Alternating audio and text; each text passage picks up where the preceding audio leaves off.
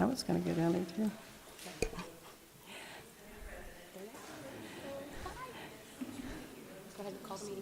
Okay, I'm going to go ahead and get started here. Please silence your phones.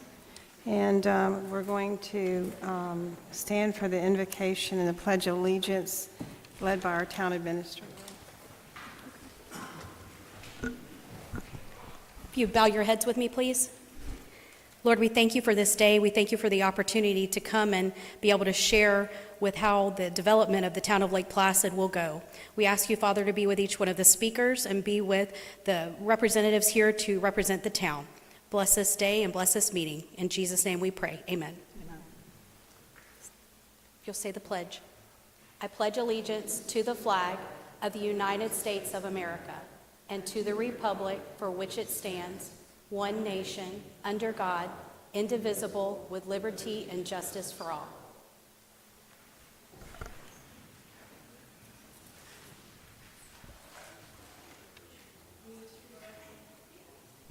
Being 2:04, Tuesday, November 4th, 2025, the Town Lake Placid Government Center workshop agenda for information for the Lake June Park. Can we have roll call, please? Mayor Holbrook, Councilmember Worley, Here. Councilmember Hayes, Here. Councilmember Charles, Here. Councilmember Eberhardt. Here. As an announcement, Mayor Holbrook could not attend today, so he will not be here today. Okay, let's go ahead with item number 2, which is the Highlands County Tourist Council. Casey is here from the Tourist Development Council. Good afternoon. Thank you so much for having us and at this special workshop. We are very excited, and I will present my fellow presenters in just a minute, but we're very excited to be here from the Highlands County Tourist Development Council to share some recommendations from a study that we did earlier this year. For those of you who are not aware of what the TDC does, we are a county department, but we are not funded with general revenue. So we are funded with a tourism development tax. If anyone's staying at a hotel or an Airbnb or a short-term rental of less than 6 months, they are mandated to pay a 5% tourist development tax to us, and that is how we get our money. So a lot of things that we look to do, we're governed by a state statute and a county ordinance, but we are looking on ways that we can bring more tourists to the county so they can spend more money here within our county. We also find that when we're talking about things like facility development, when you bring more tourists and you create nicer facilities for them, you then create nicer facilities for the community as well. Those become nice community assets. So we'll just run through. Hopefully the clicker works for me. Whoops. What am I doing? What am I doing? Okay. And I have a Mac, so I don't even use a mouse. Sorry. Sorry, we don't have a clicker that works. We've tried. That one. Okay. Okay. Just that one. Okay. Thank you. So the vision of the TDC, and back in 2019, we did a vision statement, so we knew the direction we were going. We use research-based decision-making, so a lot of what you'll hear today is a lot of data, a lot of financial information that comes with recommendations such as this. We hope to inspire future generations to remain in the community and not move out of town. This was one of the things that was very clear in our strategic plan, is that we grow a lot of great kids in Highlands County, but unfortunately they move away and they don't come back. So how can we create a better destination for our visitors, but also for people to want to come back to and live here in Highlands County? We also look at quality of life for residents, and a couple things, other things within our strategic plan is how do we do reduce seasonal employment? So how do we make sure that our restaurants have patrons in August and September? And then a great place for families to raise their children. Again, that's going to bring people back, that's going to bring visitors. So these are all the things within our vision statement. So a lot of people say that's great for tourists, but how does that benefit me? So there's a couple of things for the locals. Obviously the economic development benefits is very substantial. It infuses outside money into our local economy. It also creates jobs. Right now there's about 5,000 people in Highlands County that are directly employed by tourism. Local business support, as I mentioned, our restaurants and our hoteliers are supported by tourists. Tax revenue for public services, and then infrastructure development as well. We do have, the TDC has funding mechanisms. We have an event grant program where people, if you're bringing a baseball event to the county and you can prove that you are bringing tourists with that event, you can apply for event grant. A lot of the times what we'll do is the event organizer will come to us, they'll ask for money to pay their facility rental, and then we help offset that facility rental. So what we've seen at the sports complex, for example, the sports complex in Sebring, is we've increased the price for the tourism events, kept the community price lower, so that way they come to us. So basically TDC is paying that increased facility rental. It's helping the operation cost of the sports complex. And then I love this quote: if you create a place where people want to visit, then you build a place where people want to live, work, and invest in. So if you think about when you first came to Highlands County, if you weren't born here, you came as a visitor. You came first to look at a place to live or to consider a place to work or retire. Whatever you first came here as a visitor. So a couple things people keep asking me: why do you keep talking about sports tourism? There's historic tourism, there's art and culture tourism, there's leisure tourism, and those are all wonderful, and we do work on all of those facets of tourism. But sports tourism can be very intentional.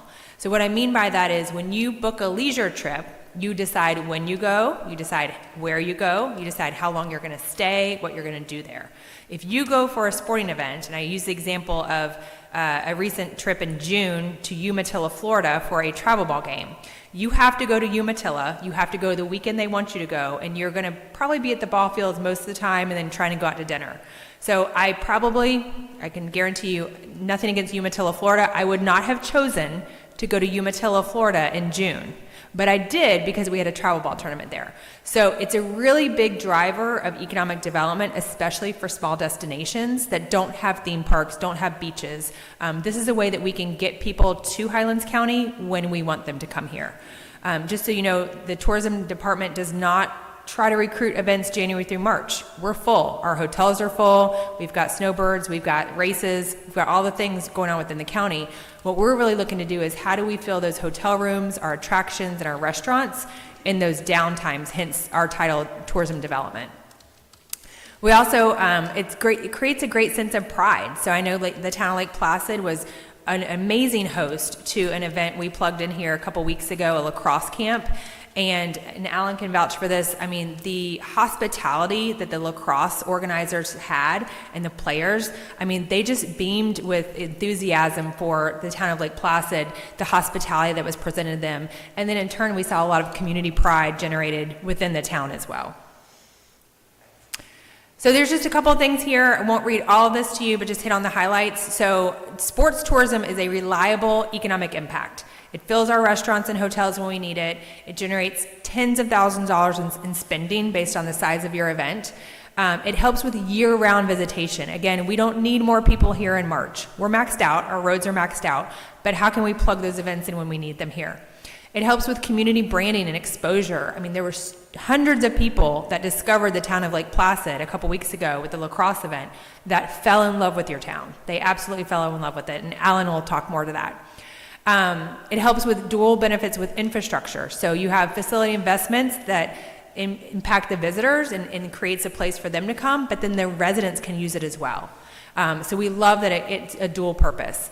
It creates repeat and extended visits. Again, people may have come in on Thursday and now they found out about the town of Lake Placid. They may want to extend their visit. They may want to go out on Lake June Pontoon and do different things while they're here. So again, it helps with our tourism in creating that economic impact within the city. And then I mentioned the community pride and collaboration. A lot of people contacted me. I know the Miracle League had something going on. There was great collaboration in the town of Lake Placid. Everyone worked together, worked on parking. It was just a really, really awesome event. So the TDC has been doing what we call sports tourism or facility studies for a number of years. I wanted to highlight one in 2023. We did a recreation study. We wanted to know from event organizers what kind of tourist recreation assets they needed, but we also wanted to hear from locals because a lot of times, as I mentioned, there's synergy there and those items overlap. So these were just a couple of things. We saw an overwhelming response for more things for families to do, more things for kids to do. Better facilities, a safer, cleaner facilities, much needed for kids. We need a better community for our kids, more engagement, all the things. These are just a sample of some of the comments that we found specifically related to kids. So when we started thinking about that, I mean, we do these studies and we don't just let them sit on a shelf. We actually okay, here's the feedback we got. What do we do with this information? So one of the things that TDC did at the beginning of last fiscal year is they developed a facility improvement planning grant. What we heard from a lot of different municipalities is well, we have a great Lake June ball field, or we have a great Max Long. We don't really know what to do with it. We know we're getting more population. We know something needs to be done, but what's the right way to grow that? So the TDC developed this grant program where municipalities could apply, and they would have a little bit of skin in the game, help fund the planning process, but then the TDC would pay for the bulk of it as well. I think it was 75%, 25%. So we did that. You guys stepped up. You submitted a grant for the town of Lake Placid. The city of Sebring also submitted a grant. So we knew we had interest from those two municipalities. We did not hear from the city of Avon Park, so that gave TDC a little bit of pause. And they said, we don't want to leave Avon Park out, and we also don't want to miss an asset like the fairgrounds that really doesn't fall within the purview of a municipality. It's owned by a nonprofit. So in January, after we got the two applications, the TDC said, you know what, we'll just fund the whole study for the whole county. It was a $65,000 study, but really what we wanted to do is, how do we develop strategic plans with data as supporting information for a lot of these facilities and how they need to grow, how they can grow for tourism, and then how they can grow for the community as well. So the full detailed presentation was presented to TDC on May 1st, and then the written document, which can be found on our website, was provided on June 10th. So a lot of people are like, well, why were you guys involved? You're not in the community every day, but there's a couple reasons we were involved. So first, our tourist development tax must be used for tourism. So that's what we wanted to see from a lot of the facilities, is we wanted them to already have some level of tourism engagement. And so we know, for example, with Lake June ball fields, they had hosted some Dixie Youth tournaments in the past. The fairgrounds had cornhole events. Same thing with Max Long. They had some level of Dixie Youth tournaments as well. So we're some of those things that already have a little bit of tourism with a little bit of investment or some additional infrastructure, how can we move those into real big tourism driving assets? So you can see here, this is from our state statute. If we infuse TDT dollars into a facility, it has to demonstrate that it's driving tourism. So that's why we needed the data. The TDC has what we call a third penny. It's a fund, it's a 5309 account, and it's specifically for asset development and enhancement. So here's again, we knew we had some money. We want to have research and data on what's the best way to fund that. The two county projects we're looking at is the Highlands County Sports Complex, which is located next to Sebring High School. And we've been talking for several years about an indoor facility somewhere in Highlands County. So we had those two county projects, but the question was, what else within Highlands County could this third penny be used for? So the study evaluated opportunities for other sports tourism facilities to be enhanced and help drive more tourism to Highlands County. So a lot of this, obviously we had the two county facilities, but with some of these other projects, specifically for you guys Lake June, that's really going to be up to you all on how you want to move forward, or if you even want to move forward. So the study consultants, we call them the trifecta. There were three groups that worked on this, and I'll go through them all. So Huddle Up Group is the one we started with. We started with them back in 2020. They do a really great sports tourism index. When they first came to Highlands County, we asked them to do an audit. What are some of our opportunities? What are our threats? What are our weaknesses? Obviously, there's weaknesses like we don't have a regional airport. I don't know if we ever will have a regional airport, but we had a lot of strengths. We're centrally located. We have a really good hub of people already working within sports tourism and sports, working to recruit events. So we did actually do the audit twice, and we found within a couple years we were able to increase our score with that. So what Huddle Up Group, they bring a lot of knowledge as far as economic impact and what you need to be successful within the sports tourism world. Synergy Sports, Jason's here. He is our data guy. Jason is our numbers guy, and also brings to the table a lot of ideas with creative financing, because the big question is, right, like we love these projects, we think they'd be great, but that's a big price tag associated with them. So Jason not only helps bring you the numbers and the data, but then if you do decide to move forward with one of these projects, he can provide consulting throughout the entire process. And then Alan, a lot of people know Alan with Airstream Ventures. He and his team serve as the Highlands County Sports Commission. So that means they are out in the trenches trying to find us as many possible sporting events as are out there. So he talks a lot. The past couple of years, we've done like the low-hanging fruit, right? We plugged in pro watercross or moto surf or the Spartan race, like things that we already had facilities or some sort of capability of hosting. And I'll let him talk a little bit because now it's, we probably need to move to the next level. But I'll let Alan talk about that. Not yet. He's so eager. So just an overview of the findings, and then I'll turn it over to the guys for more information. But what the study did find is that there is an opportunity for Highlands County to improve our position with sports tourism in the region. I will tell you, because sports tourism is so coveted, it's very, very competitive in Florida. A lot of people want a piece of it. A lot of them have sports commissions. Polk County has a sports commission. Palm Beach County does it really well. Treasure Coast does it really well. So we are stepping into a game that is being played very well by a lot of very big destinations. However, this can be achieved by executing a very focused sports tourism strategy, and a lot of that strategy first starts with the facility development. And then a lot of community leaders during this whole time we've been doing these studies have expressed a very clear interest in expanding sports tourism, strengthening our stakeholder groups. How do we create more opportunities and introduce more sports to the youth in Highlands County? So there's a lot of interest with this.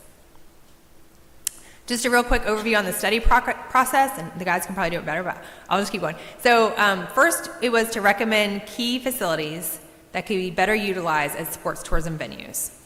Second was to determine the level of renovations necessary to have a better and more productive tourism asset. Third, of course, what's the cost? How much is this going to cost? What does the development look like? What are the things that we need to develop? And then fourth, assess the level of direct spending, economic impact, additional hotel room nights, TDT, sales tax, like all the things that we would want to know moving forward with something like this. And then last is to advise TDC and obviously other municipalities involved on how to fund these projects if they choose to move forward. So we started, I think the guys came down in March of this year, and we listed 37 venues that we think had any kind of sports interaction. Everything from Highlands Hammock State Park to, your single football stadiums, tennis, shooting range, pickleball, like you name it, they looked at it. They narrowed it down in sites they actually put eyes on and took the time to visit. So they looked at 12 that they visited during their site tour. You can see them listed. And then we drilled down even further for 5 that were selected for the deep dive and for the financial analysis. I did want to mention, so H.L. Bishop was one of the ones that they did look at. Obviously, it's here in Lake Placid. There's recommendations that go with it. I know we're kind of moving down the path of Lake June Lagoon, so we really see that as probably a leisure tourism asset and maybe not one that you want to focus on right now. Like the highest and best use of doing facility development in Lake Placid is the Lake June ball fields. But we did want to mention this. Obviously, we have data for this as well if anyone's interested in that. So with that, I'm going to turn it over.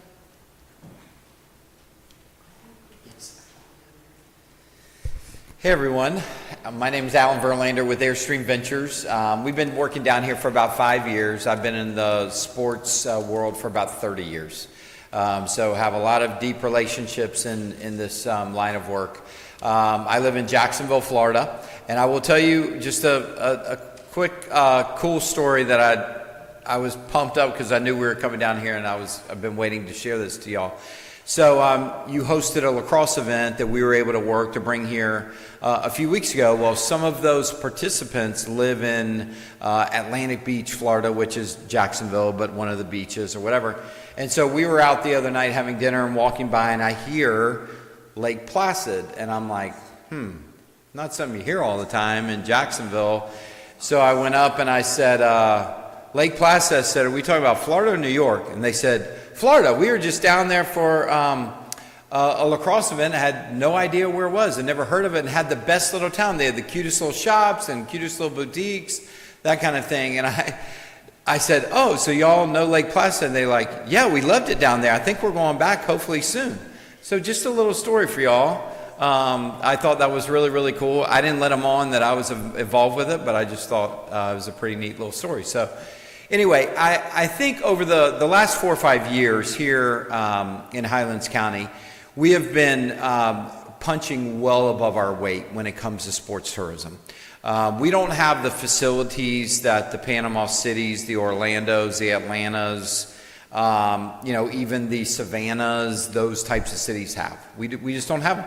But what we do have is we have people that care about their community, and we have relationships in the sports world. And that'll get you a lot of places. And so we've really utilized a lot of our relationships over the years to say, just trust us, come down. While the fields, you may not have 25 fields, you're only going to have 4 fields or 6, you're going to have the best experience. And that's exactly what happens, is people come down here. The lacrosse could not, the owners of the event could not quit telling me how much people came out and just thanked them for being there. They said, we don't get that anywhere in the country. We do events all over, and Lake Placid, the only put that made a beeline and said, thank you for coming, please bring more. And so, I think all of those things matter, because word of mouth in the sports tourism world is very important. And so so we've been doing events. My team knows most all the facilities around here, and I've always thought with Lake June and the sports fields, the thing that we get from a lot of event planners, we work with about 90 event planners all over the country, is we really like Highlands County. Your facility, now depending upon the sport, but in the worlds of soccer, lacrosse, baseball, softball, your fields are good, but they're not to the next step where we can bring big travel tournaments. You just got to get them a little nicer, a little more refined. And so we've been dealing with that over the last few years, but I've always thought when we looked at this, Lake June and the fields, the footprint and the bones are there to create a really unbelievable complex. And so when Jason and I and John Schmieder of Huddle Up Group got together and started studying all this, that was one of our first things is, Lake June and the park there has got a lot of real unbelievable capabilities. And so we looked at it from the standpoint of the 4 fields that were there. They were used for lacrosse. We're very familiar. We have a paddle board competition coming next month, the last paddler standing. So we've done some events out here. But that area could really be a great area to bring more and more events. The way that sports tourism is working now is people don't mind being at different complexes, but you could do 8, 9, and 10-year-olds in Lake Placid, 11, 12, and 13-year-olds at the sports complex in Highlands County. So you can divide up big events to do that, but only if you have quality facilities that can host all of those different types of things. So we looked at that. We called, just so you know, our event planners that we work with and said, if we were to do this, would you bring events? And they all said, if it's the quality that we need, absolutely, because we want to go to Florida and we don't want to go to Orlando. We're tired of going to Tampa. We're tired of dealing with traffic. We'd love to come down to Central Florida but not have to go to those places, but it's got to be the quality that we're used to. And so we did a deep dive of that, and you can see, upgrading, and I guess if I go to the next thing. So you're very familiar with this area. This is one of the things Jason, and he'll get into the numbers here in a second, but we got with artists to draw this out. But if you look at it, you can create a bunch of different fields. It's a kind of model of the sports complex, but it would be amazing. You could have, you look at the ball fields there, not only from a tourism standpoint, we could host a lot of tourism events out here, but Monday through Thursday and the weekends that tourism is not happening, you have now a great community asset that can be used. And so we really did a deep dive. Of course, number 4, you have the Miracle Field, which is a really great facility as well. Obviously keeping that, but then taking your current footprint, making restrooms, storage, those kinds of things that you need for events there as well, in addition to the field. So We have vetted this through, just so you know, our different event planners, they love it. And so then, obviously, this is one of the recommendations we made back to the TDC, is this is one of the 5 facilities that we would recommend you truly taking the next step on. I'm going to turn it over to Jason. Jason Boudrie is with Synergy Sports and can kind of walk you through the numbers and some of this stuff that he and his company do. Thanks, Alan. Good to be with you all today. I'm going to go back just for a second. Oops.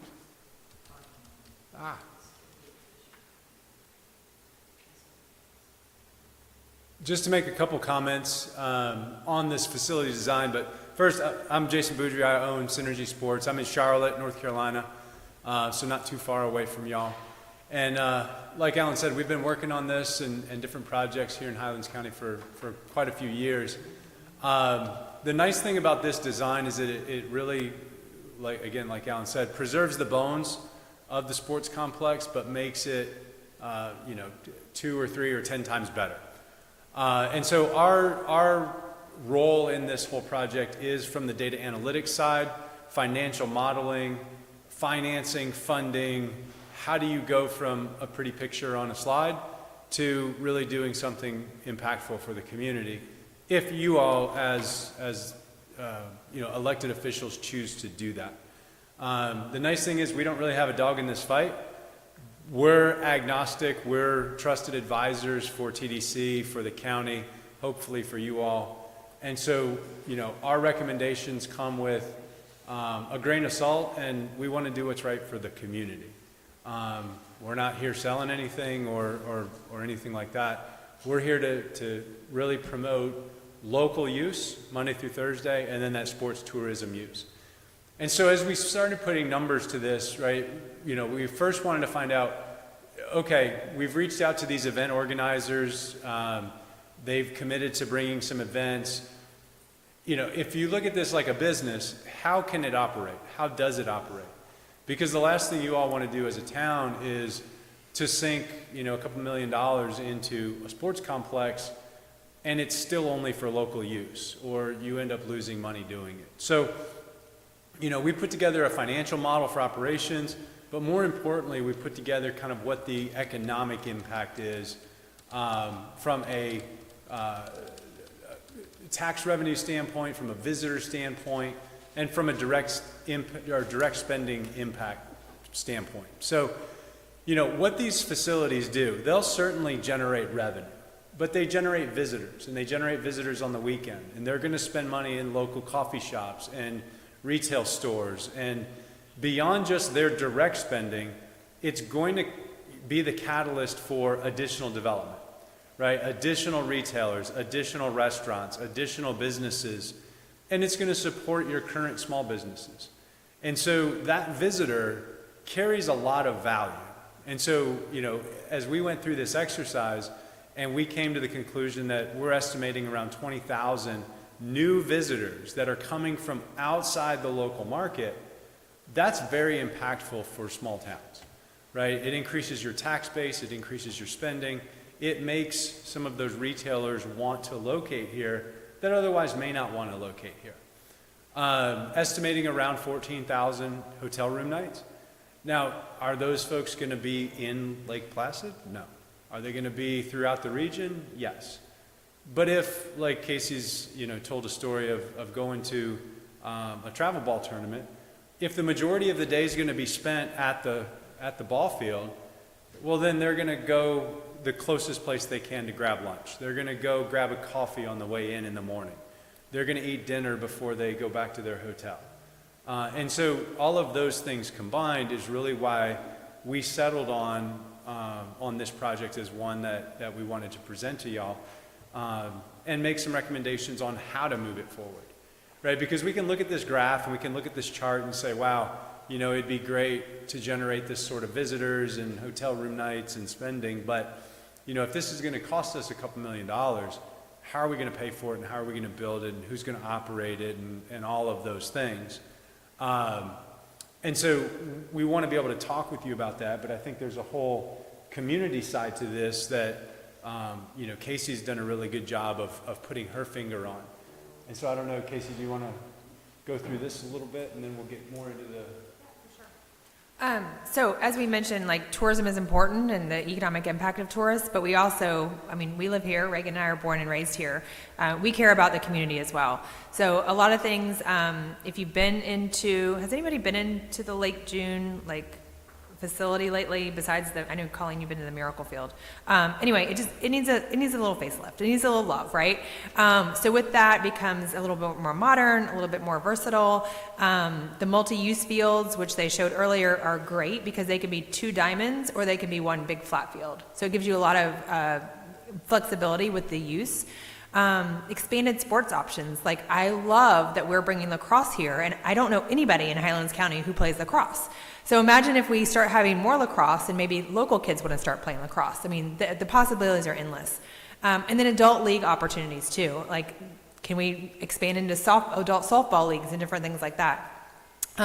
Improve restrooms, improve concessions, and then better parking access, you know, better flow into the facility and parking. So it just makes a nicer overall visitor experience.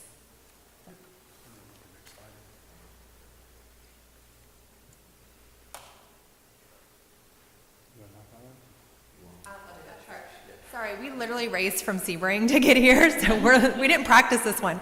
So we mentioned the TDC. We relocated a camp.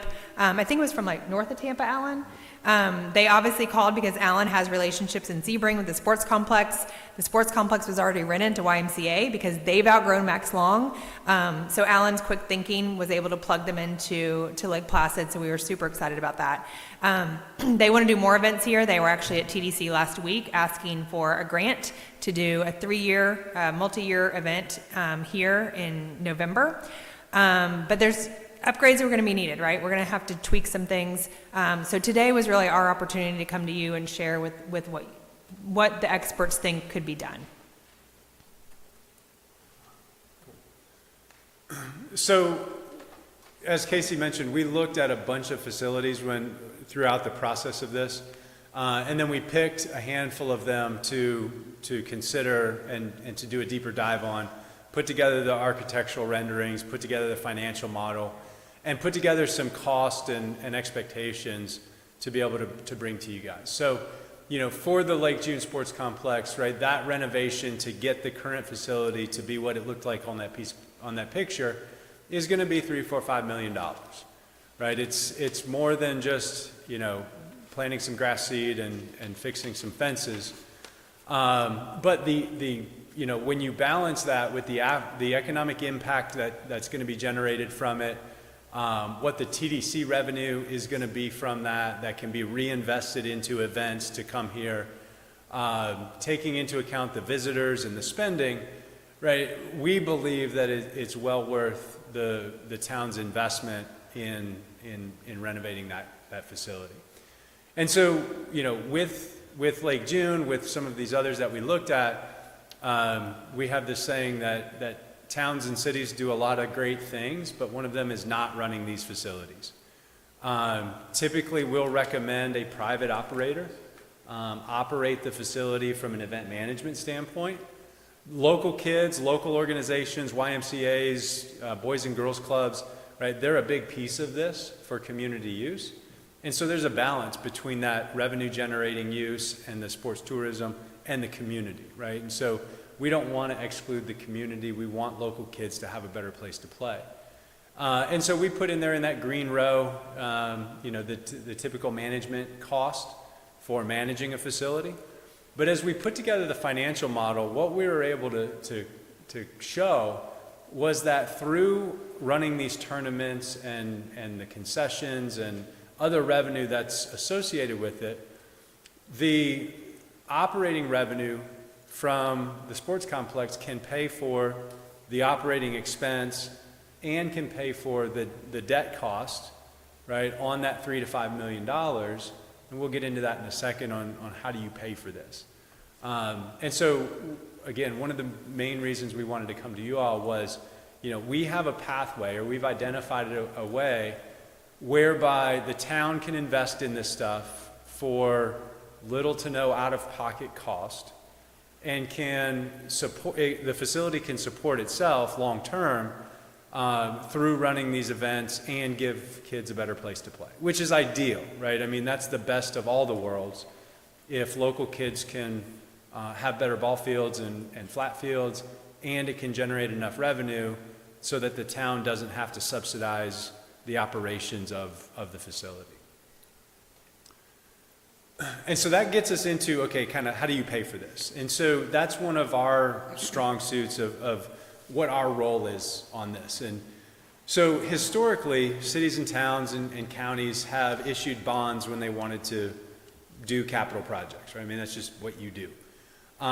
Historically, also, bonds have not worked well with very specific sports-centric kinds of projects, right? It's one thing to issue a bond for a school or a park, but when you say, hey, we want to raise everybody's taxes so we can build more baseball fields, it doesn't quite go over as well. And so that doesn't generally sit well with elected officials, it doesn't sit well with the community, and it's not a strategy that we typically recommend. Capital improvement plans or capital improvement budgets, usually it's the same thing, right? Those funds never really materialize. You can put it into a plan, but other things always come in front of that. Developer-funded projects is essentially when the town goes to a developer and says, hey, developer, we'll give you this land out at Lake June if you build the sports complex, if you build the fields, and you operate it, and you own it, and you pay for it. Which is great in theory, but it generally comes at a high cost, and it generally excludes local kids, right? So if I'm a private developer and I just put $5 million of my own money into developing these ball fields, I'm not going to let Colleen and her friends come out and use those fields for free when I can rent it for $50 or $100, right? And even if I can't rent it, I still don't know if I want her out there because she's wearing out my fields. And so it inherently excludes the public when these private developers come in and want to privatize a community asset. And so it leaves us with what we typically will recommend for these higher capital cost projects is a public-private partnership or a P3. And it takes the form of a municipal lease in the way that we've seen it work well. And so we don't have a dog in the fight, like I said earlier. We're an advisor, we're an advocate for the town in this case. But the way that this municipal lease concept works is the private side can still come with the capital, right? There are groups out there that'll say, hey, we'll come and we'll privately finance this $5 million renovation, but we're just going to turn it into a lease cost back to the town, right? And so they're essentially being a private bank. They're using your credit, your bond capacity as a guarantee, but they're saying, hey, there's going to be a $100,000 a year lease cost. Okay, great.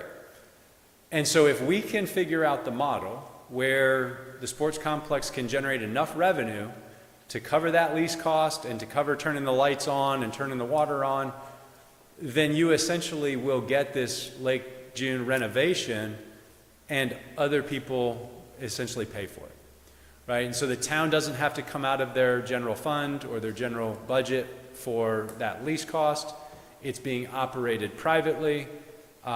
You're getting the tourism impact, you're getting the visitor spending, you're getting all of the benefits for the local community, and you didn't have to go out and raise taxes, you didn't have to go out and issue bonds. And so it's becoming a more and more viable way for smaller towns and smaller communities to pay for these kinds of projects. And so, there's a bunch of other slides here that you guys can read through. I'm not going to, read through every single number on here, but there is a process that we can go through. We can make some introductions. We can help be the advisor to help structure this. The facility would be developed or renovated privately, so it doesn't have to go through municipality procurement and a lot of the hoops and red tape that come with municipalities doing projects. So these projects can be built more efficiently, more cost effectively, and faster. right? One of the things that we explained to County Commission this morning is you don't have to have the most fields to be great. You have to have great fields to be great. And so if you only have 4 diamonds out there or 4 flat fields, if mom and dad want to come back, you have a great facility.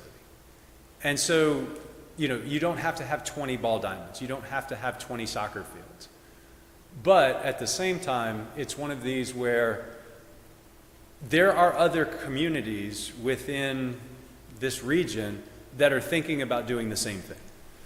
And so at some point, there will become a point of saturation where we would come back and recommend not doing this because you're not going to be able to be cash flow positive. You're not going to be able to make your money back. And so there is a little bit of urgency to this. And that's not to scare you or to make you do things you don't want to do, but there are other smaller communities out there that are looking to do the same sort of thing. And so as you guys read through, I think this is in your printed packet, the only thing that the town would be required to come out of pocket for in the short term is what are called pre-construction expenses. And so that's about 5 or 10% of the total project, right? So on a $5 million project, that's about $50,000. That cost is reimbursable through this public-private partnership, this way of doing it, $500,000. Sorry, wrong, not enough zeros. Drop to 0. Where do we sign for 50? Yeah. And so that cost is reimbursable to the town. Once the public-private partnership is executed and the funding is secured, the town can reimburse themselves for that money. So it ends up being a float of about 6 months.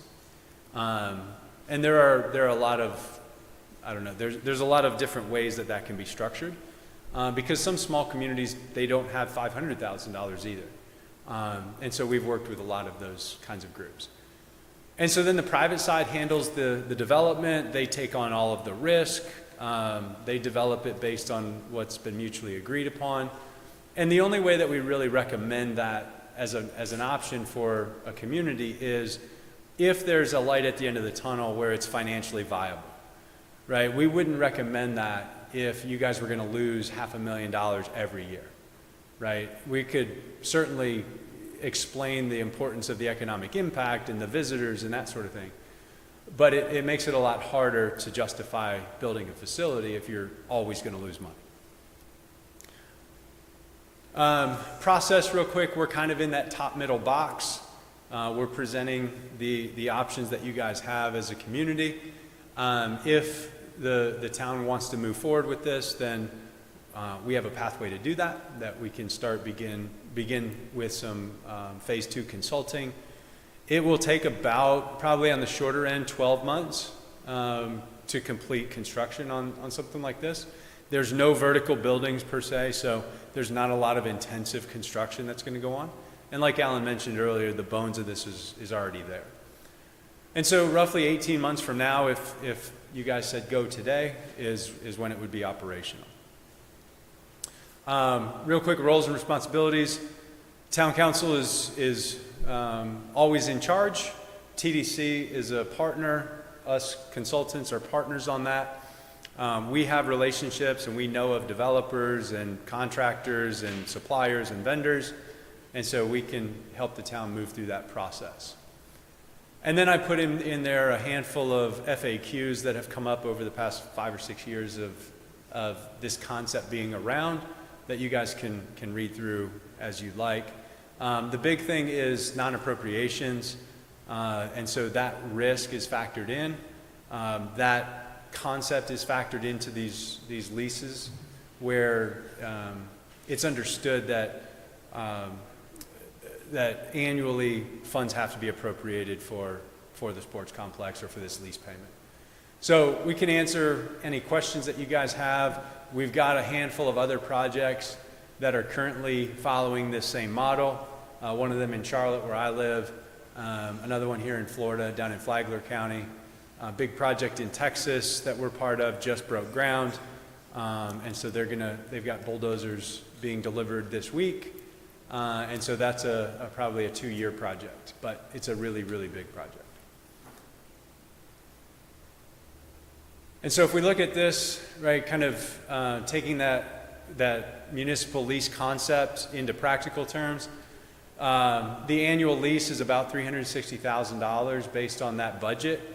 The management agreement is about 10% of gross revenue, and so we've estimated that to be about $125,000. And so, again, those are generally covered by operations, and so any shortfall the town would be responsible for, and on the flip side, any profit that comes out of the facility then goes back to the town. So if it's short by $10,000 one year, then the town is responsible for that under this concept, but at the same time, if it makes $10,000 in profit the next year, that money all goes back to the town. We have recommendations on keeping that in different silos so that it can be reinvested or used down the line if there's a shortfall again.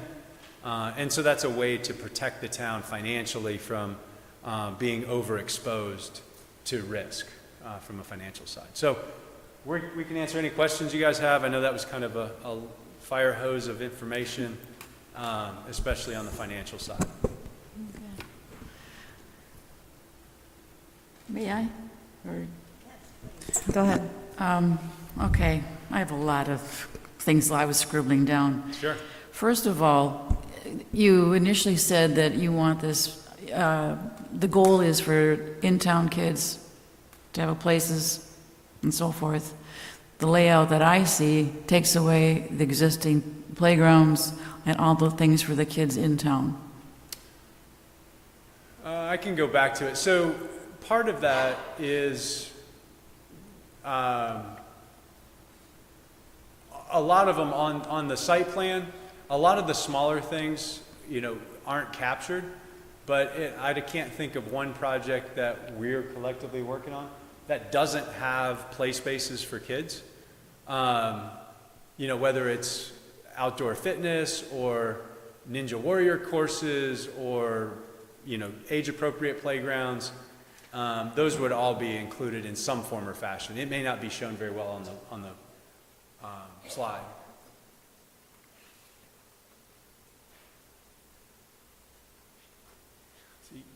I can't do it either. It was way at the beginning. Oh, yeah, good idea. There you go. Yep, there it is. Yeah, so this just shows kind of the big components of it.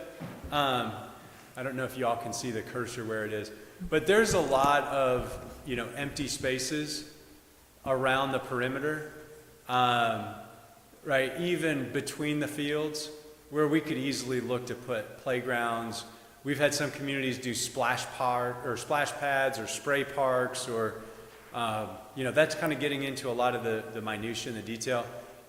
If we want to get specific about it, this also doesn't show lights, but there would be lights on the fields. This doesn't show bullpens for, warming up, but there would be bullpens there. Yeah. And so you can get lost in a lot of the details. Okay, so let's bear that in mind. But it also takes away, we've had now the Southern Outlaw boat races bringing in revenue. I don't see where we could accommodate them with this layout.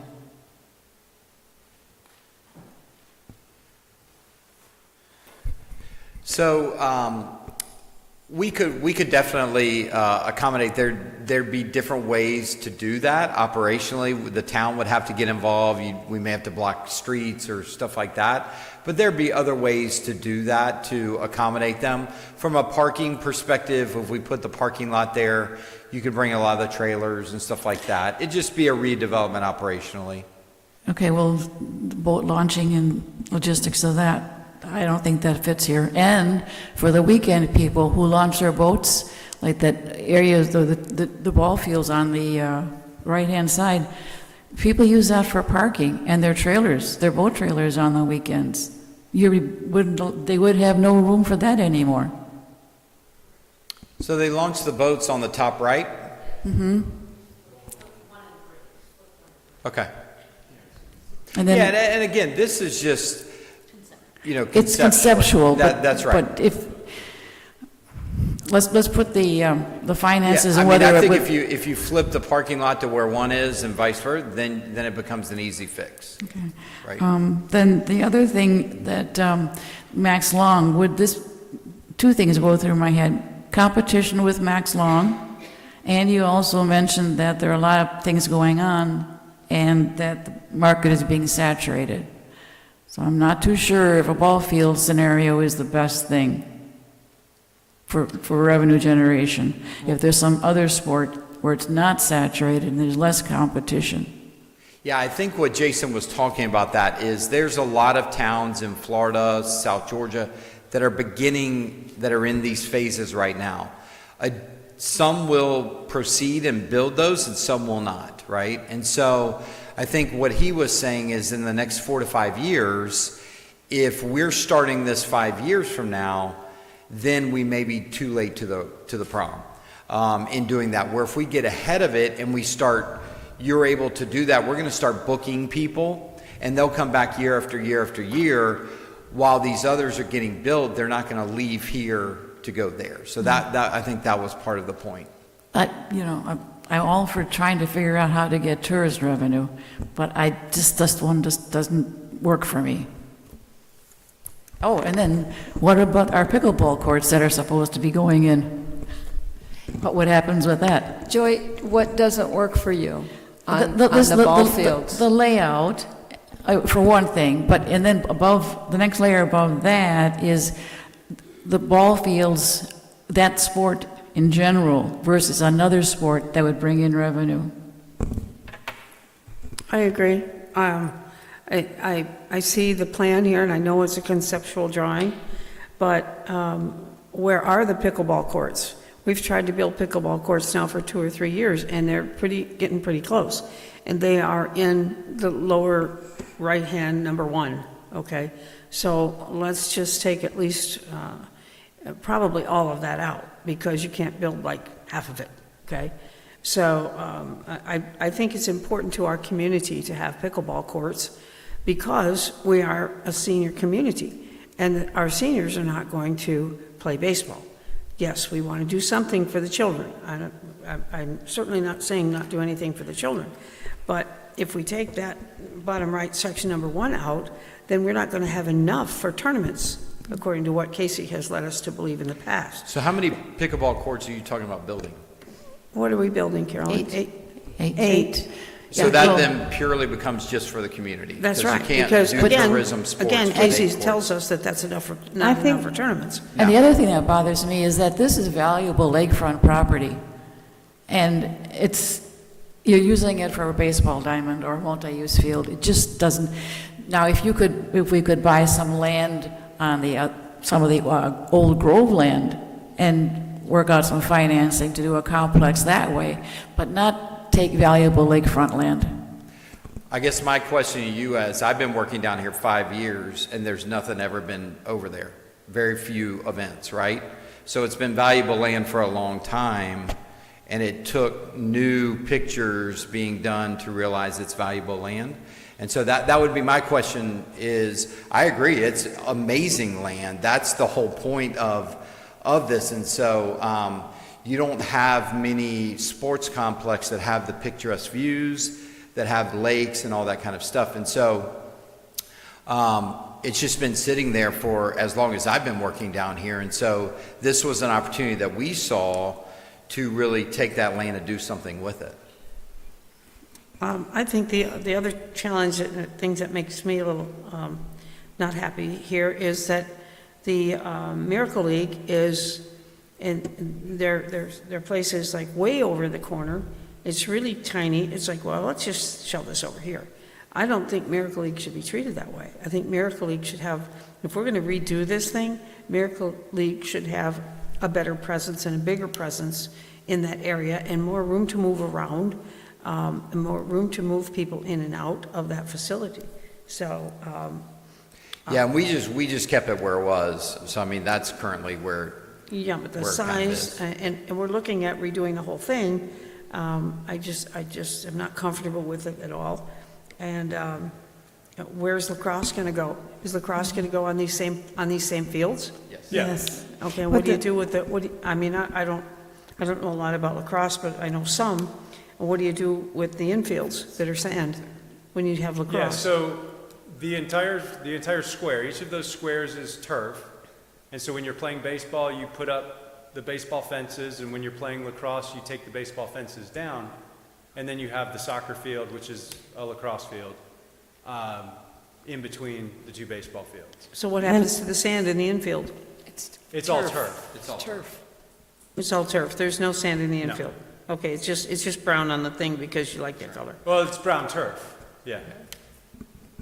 I think that's the beauty of doing this, is that they're showing this, but that all goes away. So basically, you're going to have a lot more green space. You're going to have, right now, we have those ball fields. We don't do anything with them the rest of the year. They're like, you can't even walk your dog in there, okay? So that's like, all of that space, all of that land is for a very small portion of our population for almost the whole year. This would open it up. We could still have we could have multi events going on there, as far as you could have, we could all use it. Instead of not being able to walk your dog there, or go over there and pitch a ball to your kids. I think we can fit the pickleball fields in here. This is conceptual. So if you can imagine, take away all the drawings and say these are just a blank slate. So on these fields, you can use them for whatever you want to, including just walking around and enjoying being at the park. Right, so- And you can reconfigure this, and I understand about the parking down there, and I've been watching it.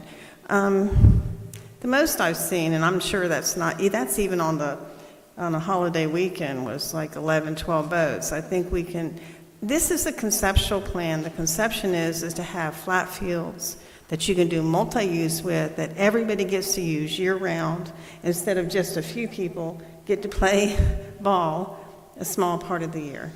That's what, and I'm hoping, and Alan and I had this discussion at the TDC meeting about the Miracle League.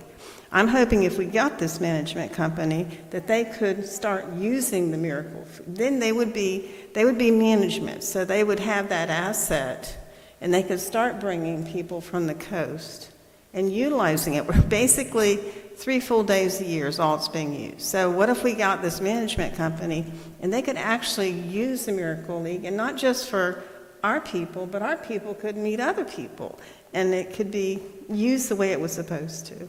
So I like the concept of having big fields, open space, multi-use. Everybody can use them year-round, except when we're having, baseball season, then that would be set up for baseball. So that was my thought on it. But having a management company, I like that idea too. Improving concession, the whole thing. I mean, we don't have the volunteers that we used to have. That's our problem. And that's across the country. People don't have time to stay down there. They don't have time to bring fertilizer. They don't have time to come do all that. That's what the management company is for. And they take over and they utilize it, and we all get to use it all the time. I mean, it's sad that we have those baseball fields that nobody can even walk their dog on. I like the idea. I like the idea of the management part too, but I realize it's a conceptual drawing, but it concerns me that the concept failed to recognize the fact that we have been trying to put pickleball courts in there for 3 years. So it's not like we just came up with this overnight. That I would have felt better, and I won't feel comfortable until I see a conceptual drawing that includes the pickleball courts and that includes an area for playground for the children, and then let's see how the baseball fields can be reconfigured and go around that. Yeah, well, and I think, I was just going to say a couple of things. One, on the Miracle Field, and I can't get the little mouse cursor, oh, here we go. So, on the Miracle Field, I mean, that's the size of a Miracle Field. So, but with this layout, and again, it is conceptual, but there's nothing that says you can't put a second Miracle Field directly below it, so that you have two, that are situated so that you can have more events going on there. To the left of number one, right, there's more than adequate space to put pickleball courts. There's more than adequate space to put playgrounds and things like that. again, the goal of this isn't to try to sell the town on anything, right? We were tasked with how can each of these municipalities enhance their tourism? And that's what we're presenting. Things like this, things like what you're seeing on the screen is what we call a test fit, right? We want to test fit what can fit, right? And if we need to move things around, if we need to change the jigsaw puzzle, that's fine. Like at this stage, we're not even 30,000 feet, we're 100,000 feet, right? Is the town interested in increasing sports tourism? Yes or no, right? If you want to stay what you've always been and have community pickleball courts, that's fine. Like, the goal wasn't to try to sell the town on this concept. The goal was to present the opportunities to increase tourism, increase spending, and be able to better utilize an asset that you already have without saying, hey, let's go build a brand new ball field complex, right? So I think a lot of your concerns on playgrounds and components and where they're laid out, those are easy fixes, right? It's more so from our perspective, is this something that the town wants to continue considering, or do you like the plan that you have now, right? Again, we don't have a dog in the fight. We're just presenting the data. So before we get into the details of what should go where, let's take it to the other level of how do you all feel about the finances, about the economics of this venture? Well, I'm not comfortable with the finances because I don't think that we're going to get that kind of buy-in from the community, especially with a drawing like this. The pickleball courts will not go to the left of number 1 on the bottom where you said, because it's already been passed over by the council and has moved to the area of number 1, and that's not going to be moving back. Okay. So that baseball field on the left has to stay if it's going to be a baseball field. I don't know about the size of the parking, but in reference to what Joy has asked, I'm not at all comfortable with the funding, and I don't think we can back it either as a town. We're having enough trouble just making it. And I realize, again, that this is a conceptual drawing. I'm very sorry that the puzzle pieces you were given to put in your conceptual drawing did not include the pickleball courts. I think they should have. You were dealt an unfair hand there. Why didn't we include pickleball courts? I think, Jason, you had comments like at the last meeting. I'll address this. So when the application from the town of Lake Placid came to us, it was to look at the facilities as they currently stood. And that was in January of this year. So when they came in March, they just looked at it currently stands. And you can see the date. So this rendering was done in April. Yeah. I'm not sure where you even stood with the pickleball even in April. So again, this was a while ago, and they were just looking at what was currently on the ground. Yeah, and I think you had mentioned it's because pickleball can go anywhere. It doesn't usually need to go in a water park. So let me make a couple comments. First, I very much appreciate you guys being here. I did sit through your presentation at Highlands County, and I saw them very supportive. In fact, you've already got some sign us up to do that. This is a great opportunity for this town with economic impact, right? And I said this to some is, okay, I grew up with sports, so I totally support sports. I currently have an 8 and 11-year-old grandsons in California, and I go out and watch their games, and I actually go to their tournaments 2 hours away in another city. And it's huge, right? It's Manteca. It's huge. It's the big Field of Dreams. But their tournaments are between 2 cities, just like we could do with Sebring. So, of course, we go on a Thursday night. The games don't start till Saturday. It's Memorial Day weekend of 3 days. And each year we stay in one of the different cities to just get a different feel. This year, depends on when the games are, a lot of the dads took their golf clubs. So they went golfing because the game wasn't until 2 in the afternoon, while the moms took the kids to the movie theater. There was a fishing pond there, which everybody kept going to Big Bass Pro Sport to buy because they were fishing. So the economic development on your charts is so real. And I think we've got a good opportunity between our close cities to do some type of expanded sports tournaments and things like that. The lacrosse thing was wonderful. In what, 2 to 3 days, the park was alive. You know, you made the comment, we've got a beautiful environment there. I like to say we've got an expensive asset that we're putting a lot of money into each year. This year's budget for Lake June is $360,000. That's just the maintenance of it. That isn't even including the improvements, the lights that we need to improve and other things. I mean, so when I look at a management fee or something like that, of course, ding, ding, ding, I'm looking at, yeah, there's a good opportunity for the amount that we already spend to try to keep it in the condition that it is in.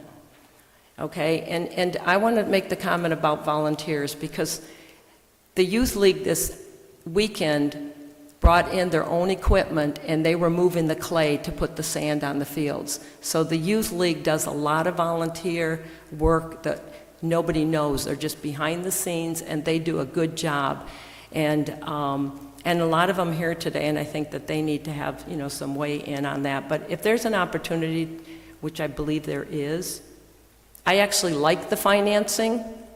I think there's some big opportunity for us on the way that P3 is structured and some other things. So I looked at that and I was like, wow, this is really, and this is what a lot of people are doing now. That's how they're making the improvements with somebody else's money.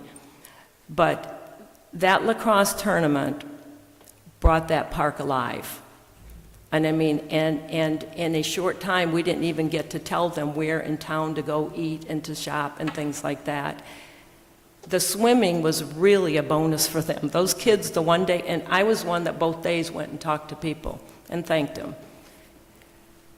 A lot of the kids who parked on the beach side, the ones who parked on the football field, did not know there was a beach down there. And the other ones, like, we're bringing our suit back the next day, because after they ran around in 90-degree weather, they were going into that beach, so that was an attraction. So I'm very supportive of trying to build on this. The sketch, I think, is where, you know, maybe some opportunity, because as I look at the usage of our park today, like June Park, and I live close to there, so I drive by there all the time, and I stop there a lot. And I also, for the second year in a row, volunteer for the Miracle League. So the Miracle League, nothing has changed. It's sitting right where it is. There's nothing that's changed there, and it's 7 weeks a year.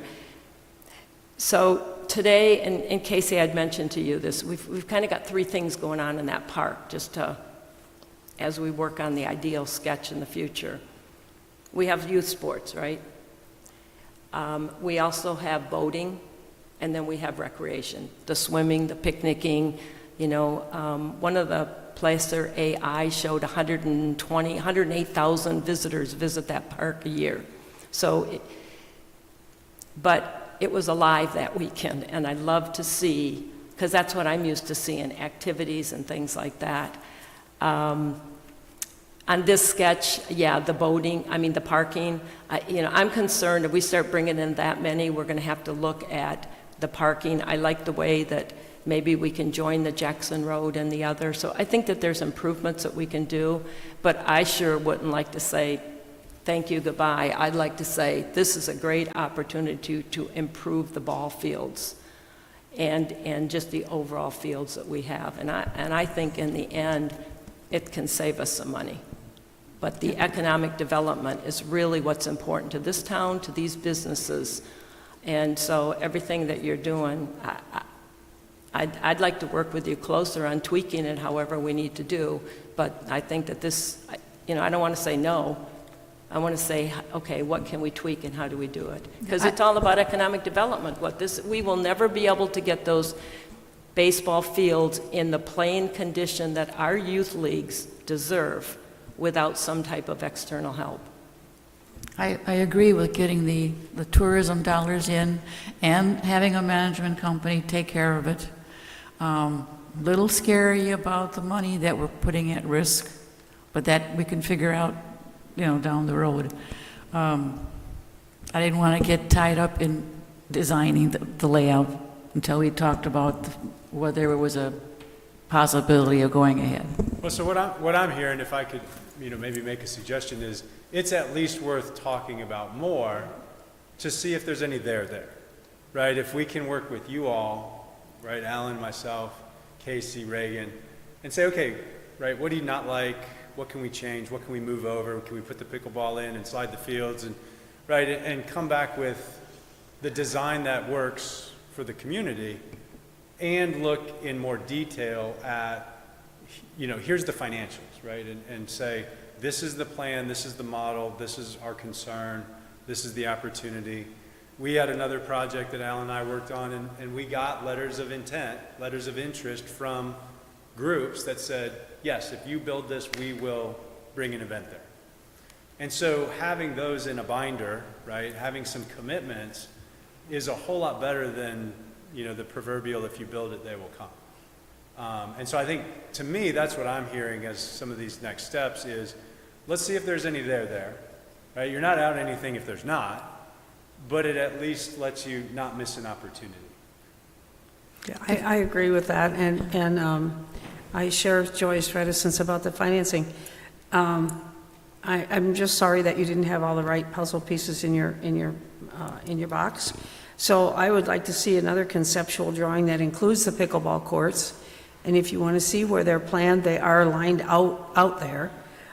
You can actually go out there and see it, so you'll know next time.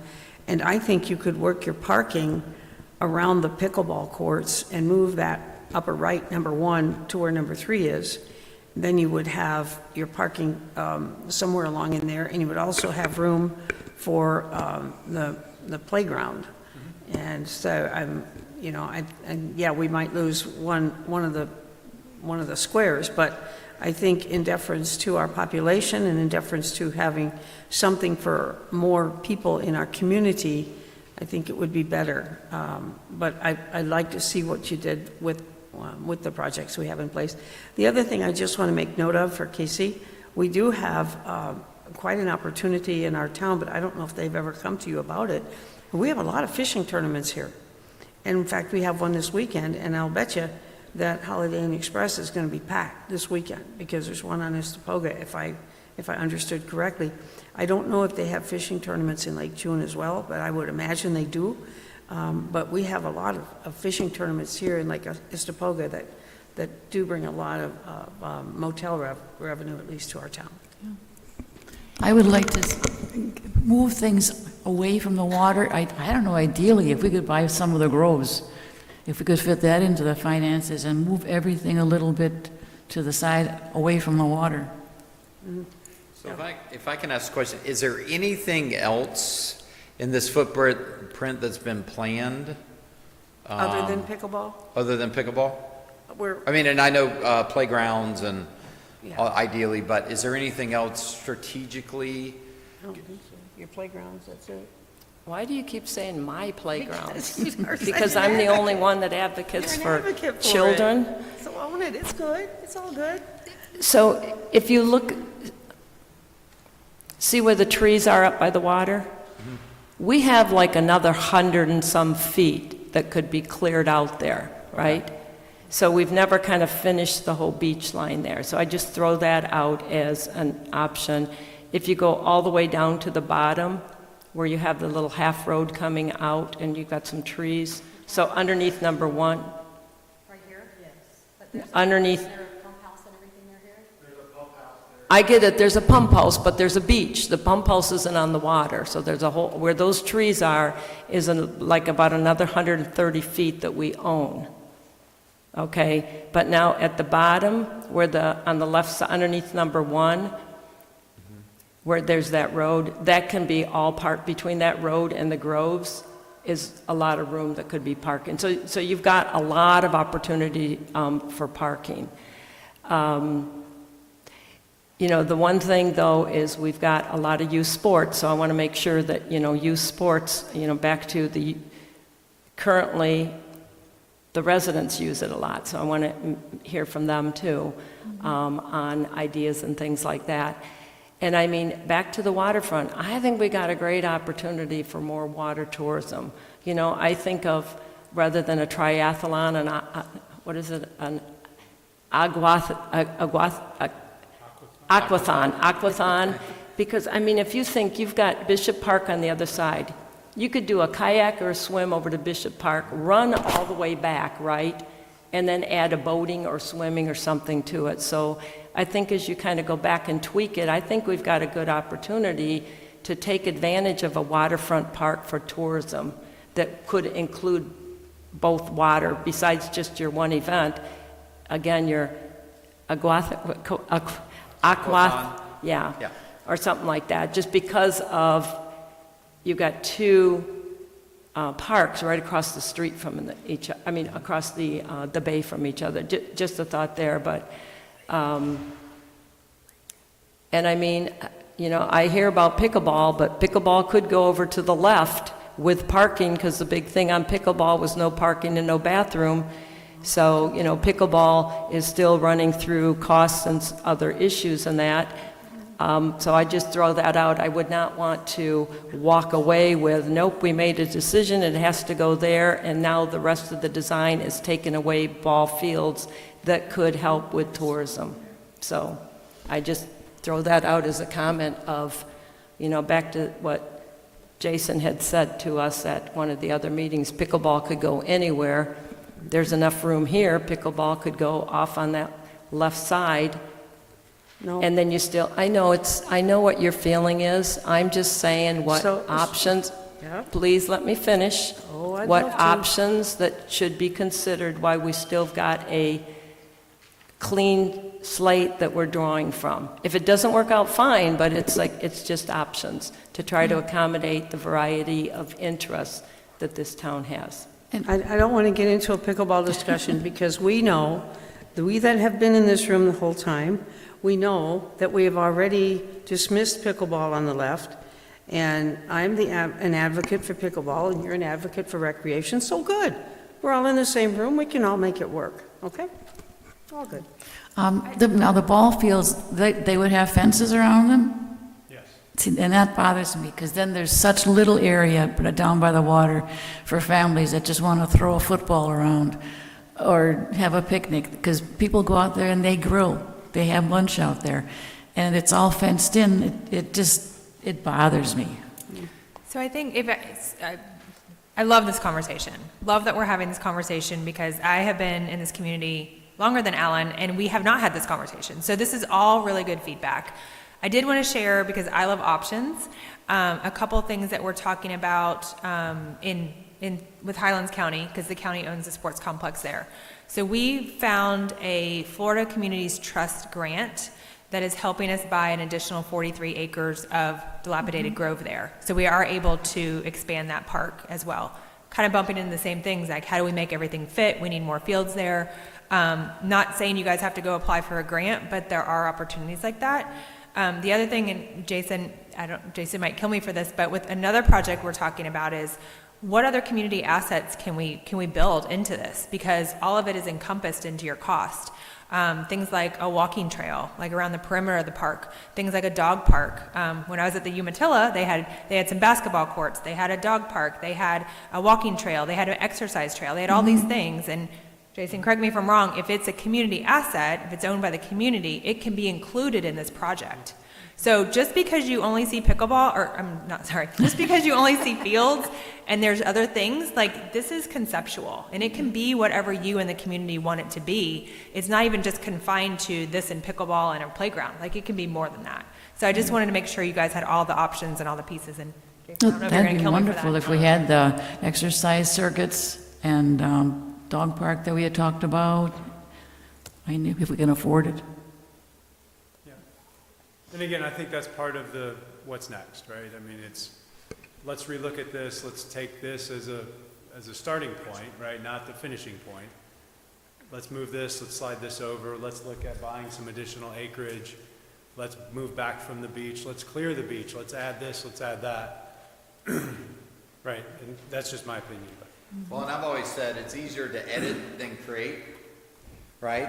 So we created it, now let's start editing and getting it to where you want to do, right? So this was just truly a concept.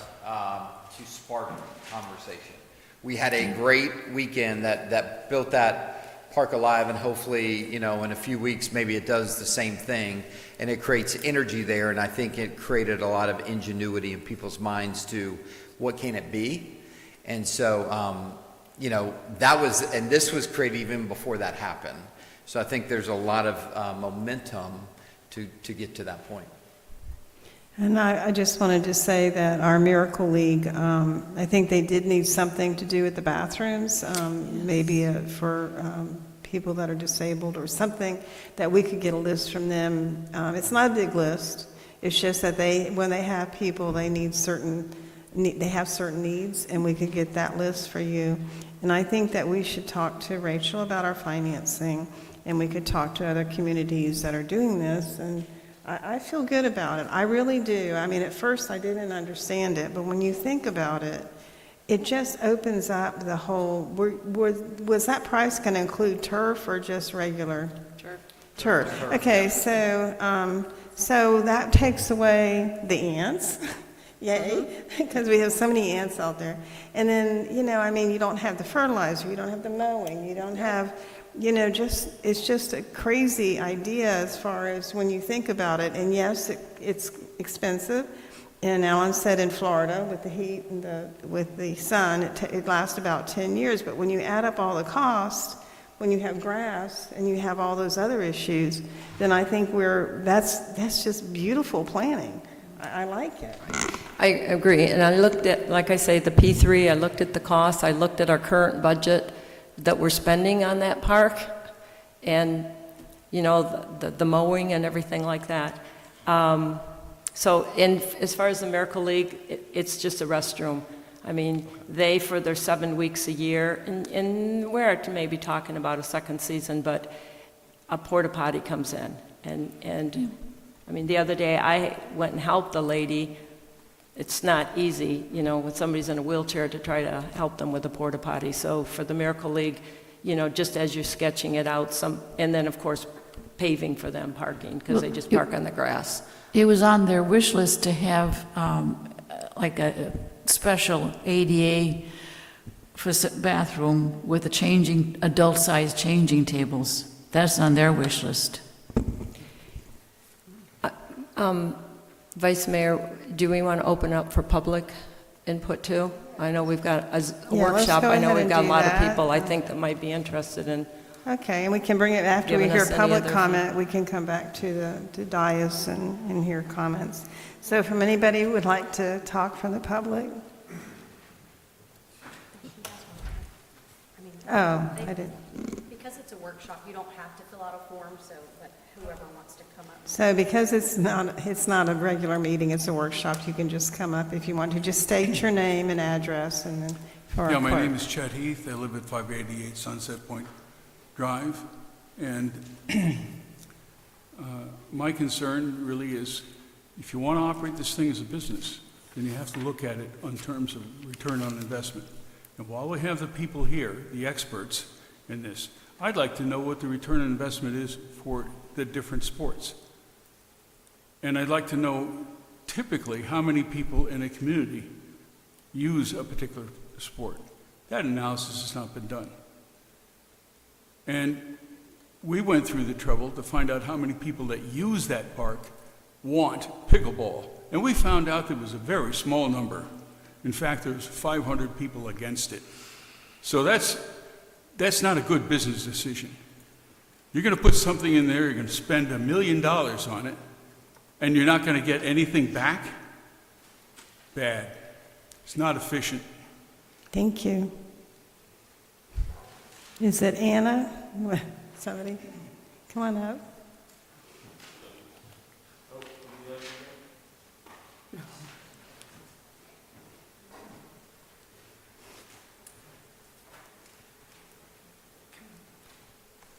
So this is Anna and Butch. But could you go ahead and state your name and your address for the record, please? My name is Anna Shutt. My husband's real name is Robert Shutt. We're at 582 Sunset Point Drive, Lake Placid, Florida. And we volunteer for Youth for Christ. We work at the middle school.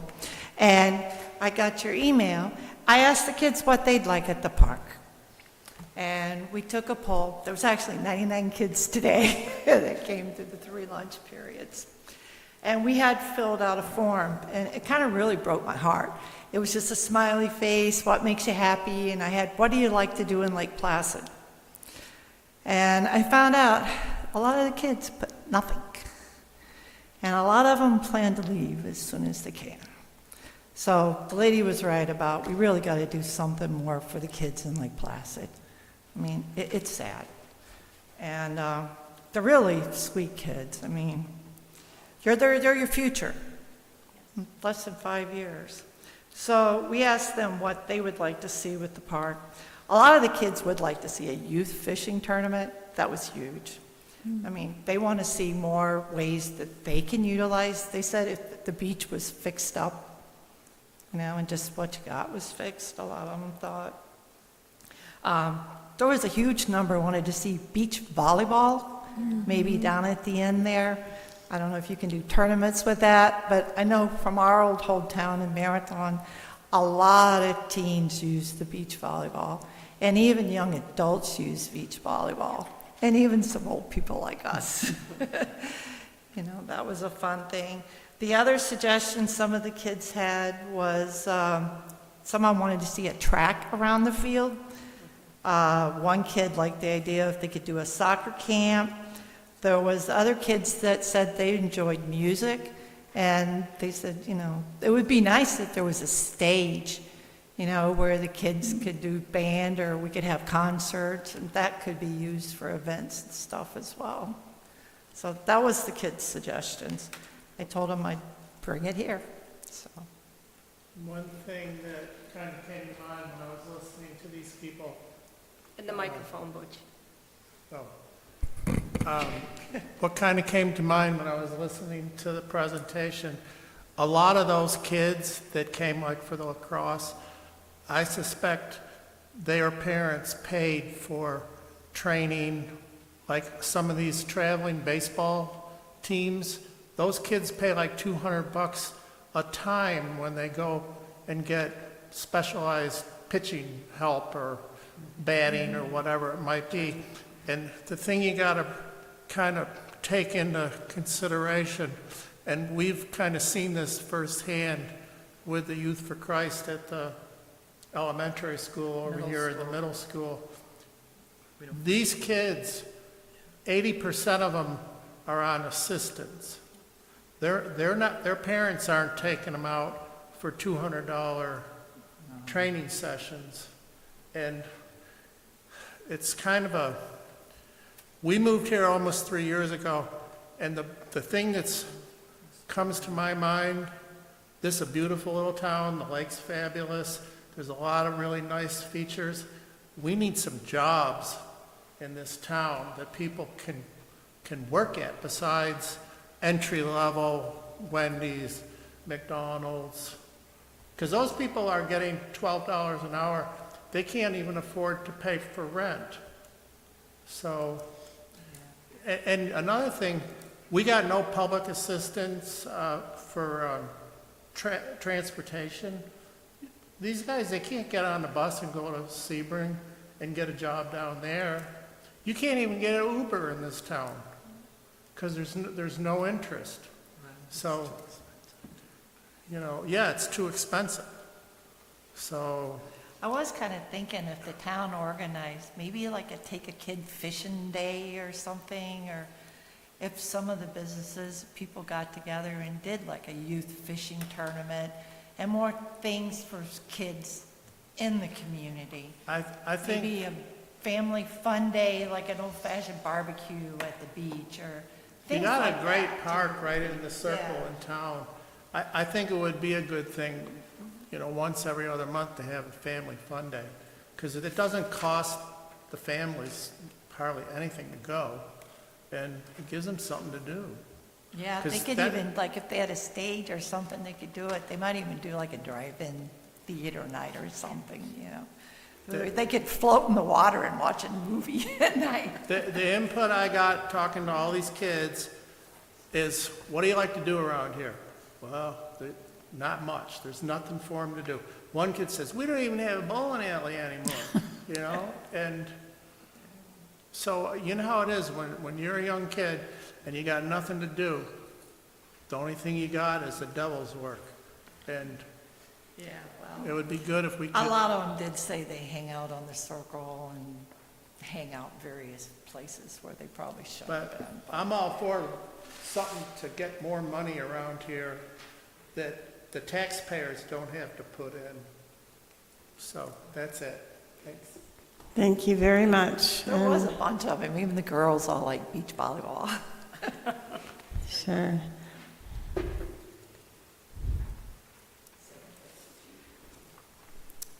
My name is Alexis Moorbacher. I am the president of the Lake Placid Little League here in town. I just had a couple of questions regarding all of this. There's like the little boxes by the diamonds. Is that like for scoreboards, like scorekeeping boxes? Is that the, like, see where the diamonds are, like the triangular part? Is that going to be where like the scorekeeping boxes would be, and like all the stuff for the parents? Okay. And then like obviously like the bleachers and stuff like that. And then batting cages. That is a big thing for us. Is there any batting cages that were originated at, or would? Okay. Like I was saying, you know, things like bullpens and lights, and some of the detail stuff. Okay. You're not going to see on something like this. Yes, sir. It's just a concept. No, that's fine. And then now, is the building number 2, is that the only bathrooms that we will be having, or will you guys be putting other bathrooms in there as well? Over at 4, Okay. right, especially the Miracle Field, and having some, you know, more accessible restrooms, concessions there. Okay, I was just, we're just asking. And then now when it does come to concessions and like how we are a league, how would that work? Because like right now we're in works with, the city, so how would that work and go upon from there with this P3? You got, I mean, if you guys have if you all handle concessions, then y'all can continue. Okay, yes, sir. We just wanted to make sure how that looked for us. And then they keep mentioning Miracle League, and this is just something that me and Kelly were discussing. It would, we've discussed playgrounds and stuff like that already in this meeting, but even, mentioning maybe something to the Miracle League about a handicap accessible playground for them as well. That would be something that you could put over there in Miracle League, since they do only use it 6 to 7 weeks out of the year, instead of another actual Miracle League field in general. And just to add to that, it's almost like a special needs playground, but incorporated with the regular, because, you've got one mom who has a special needs and maybe 2 other, and she can sit there while both of them are interacting too, so. Yes, I know ma'am. that. Thank you. And I think that's pretty much all we have, other than, obviously we'll probably, if this does go ahead, we'll probably be out of baseball season for a year.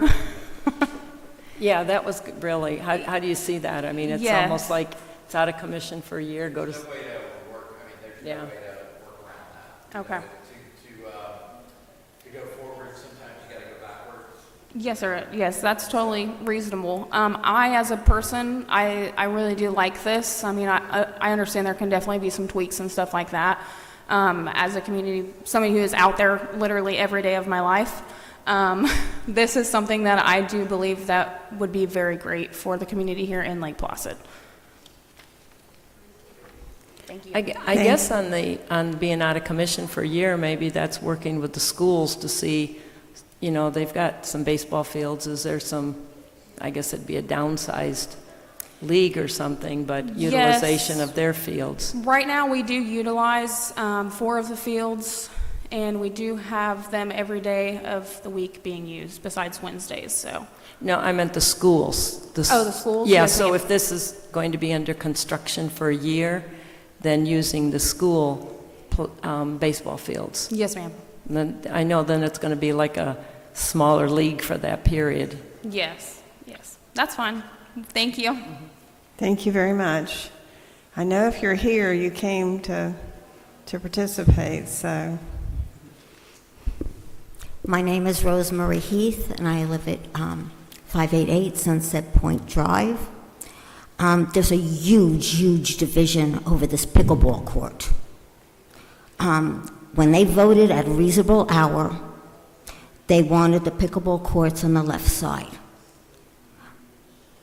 Then we had another vote at 11:30 at night. 11:30 at night they voted. And 2 members of the city council voted for moving it back, and 2 members voted to keep the green space. The mayor broke the tie. I have 501 signatures. The people of this town, the people that visit Lake June Park, want the green space. They want to be able to boat, and they want to be able to swim. I have 501 signatures. This is what they want, not pickleball in the middle of where they play. And the children use that space for soccer, they use that place for touch football. As they said, our children, 80% of them are below poverty level. 28% of the adults are below poverty level. They're economically disadvantaged. They use that entire section to play. And again, it was 11:30 at night when they decided to put the pickleball courts back in the green space. And I say it over and over again. The people of this town want that green space, they want that beach, and they want to boat. 501 signatures. Thank you. Thank you. Anybody else would like to come up? Yeah, I think our town administrator would like to make a comment. I just wanted to make a comment about the maps that are along the back. I cannot remember, it's 1970? 1978 is going to be the oldest map that is there in the back, and it's going to show some of the conceptual designs for Lake June Park that have historically been passing through the planning stages. In addition, there's going to be 2006 that is listed there as well, where we had looked at the park and other conceptual designs, where you will see that in the placement of where pickleball is being proposed, there were tennis courts that were at some point, so that's the reason why it carried from tennis courts to pickleball, because obviously we change over with sports, we get a new one in. And then we also have the conceptual design that is the most recent for the park that does include the pickleball, and that is out there as well. We have an excerpt from Mr. Horace, who used to be on the park committee that previously used to be in whenever the establishment of that park was done, and so that is over on a table here. Just some historical documents so we can see where we came from, where we are, and where we hope to be in the future. Thank you. Hi, I'm John Moorbacher, and I volunteer out at the fields a lot, help coach kids, and I'm all for anything that will help improve our facilities, get more kids involved. Not just baseball. I see in the last 5 years, soccer has disappeared, football has disappeared. We lose probably 7 to 10 kids a year that go to Sebring just because the shape of their fields compared to ours. So it's hard enough with small kids, but keeping them involved. But when you have a facility that's not really the best of what you need for kids, it's sometimes quite unsafe. It's hard to keep people coming back. And then I don't do any travel ball stuff, but a lot of people do spend a lot of money on travel ball right now. It's a big industry, so I would be totally open to listening to what they have to say, because I know tons of parents that are gone 2-3 weekends a month with their kids over in West Palm, Fort Myers, just all around, spending every penny they got. So take it into consideration, because it is a big growing sport right now, and there's plenty of people that want their kids to play. But not only that, it would be great to improve our area for our homegrown kids, because the participation has just plummeted the last few years.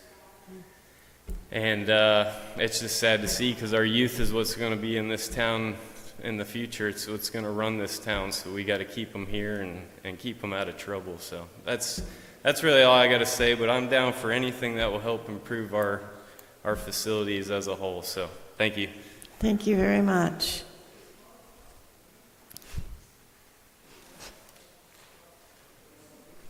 Carolyn Morrison, 119 Sunset Boulevard, and I'm also the art pack rep for the town Lake Placid, so obviously I have a faceted interest in improving Lake June Park.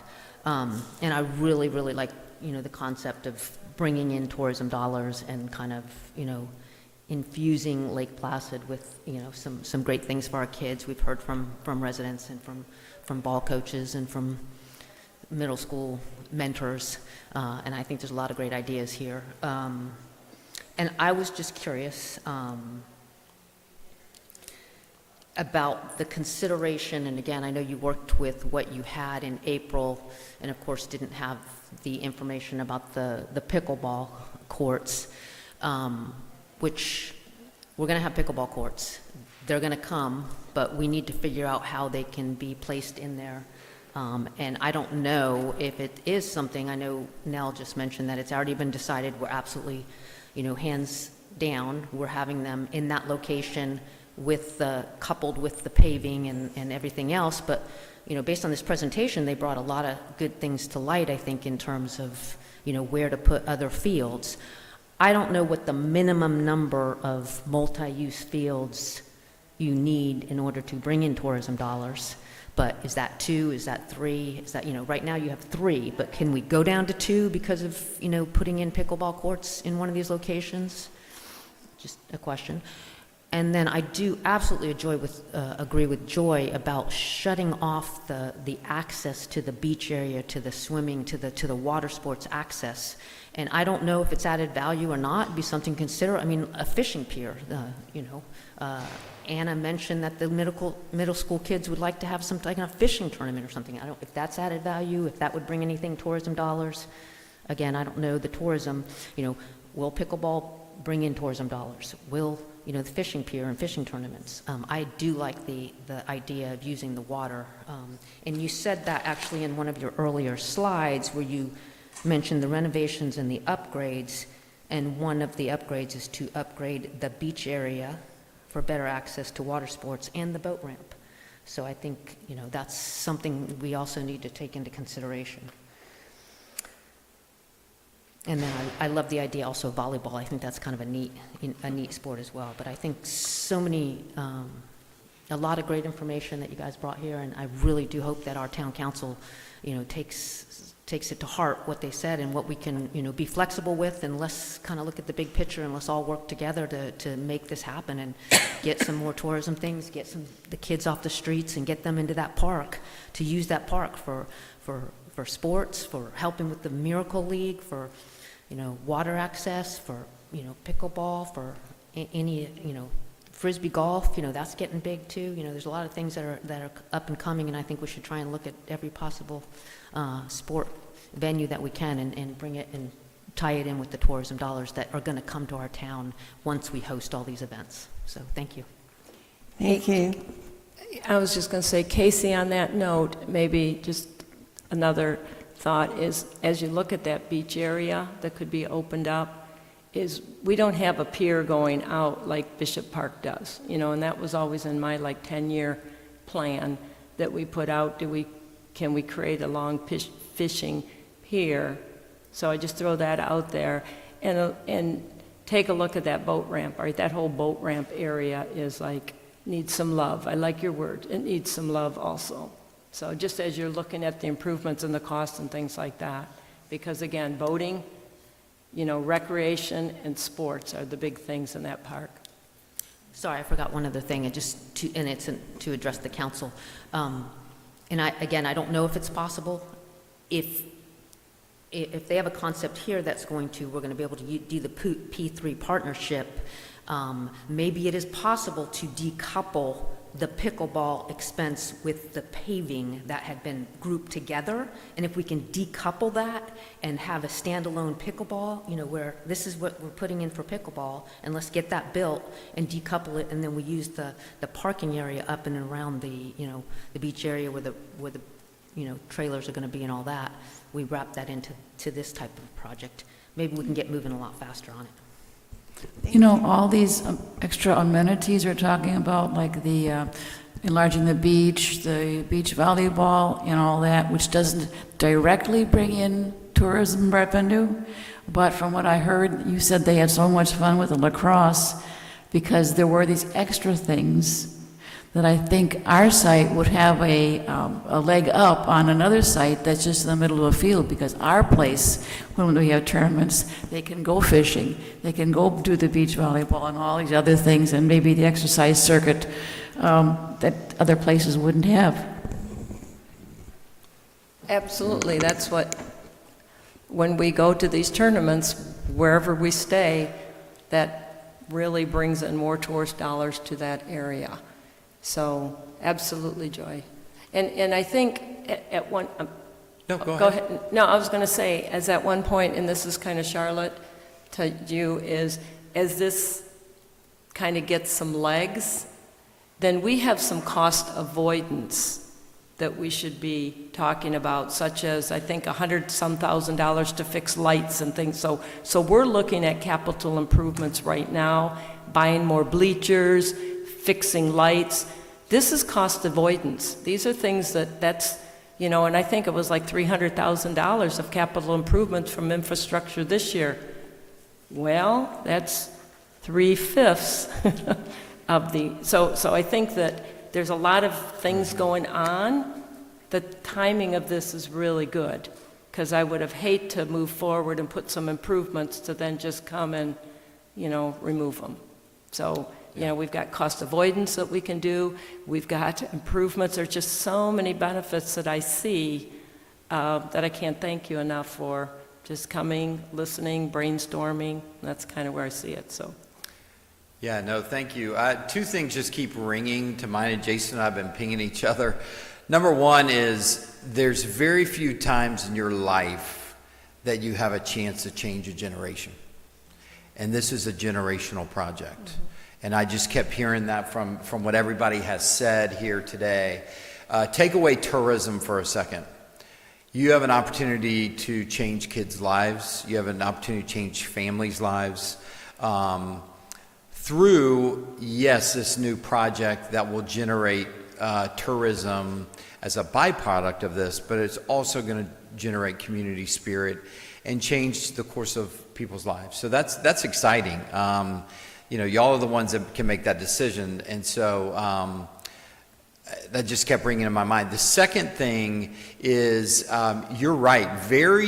A lot of these sports complexes that are built around the country, they don't have a lot of character. They have a lot of fields, and they have a footprint, but they don't have character like this has, right? And so this is an opportunity that Jason and I were talking about. Yes, we looked at it from just the sports tourism and take the current sports footprint that we have and do something to reimagine it. Well, now, when you start talking about a beach and a pier and sand volleyball and how do we, you know, matriculate this and do all this kinds of stuff, you have an opportunity now to create a park with a ton of character that becomes written up in magazines, that becomes a national, you know, focal point for a lot of events. So that is something that we can definitely go back and do is do the research of what are other facilities around the country that are on bodies of water that could do stuff like this. What have they done? And then what are some things that we could do based upon hearing what everybody is saying to do that. I will tell you, just from a pickleball, and I'm not dipping my toe, well, I'll dip my toe, but not my whole foot in it. But, you know, we work with, I was on a hour call yesterday with USA Pickleball. We do about 10 events with USA Senior Pickleball, USA Pickleball. We had a call a couple weeks ago with US Senior Pickleball in Sun and Lake. They point blank said, if you're building facilities that are 8 courts or less, they're great community assets. You're not going to bring a tourism event there.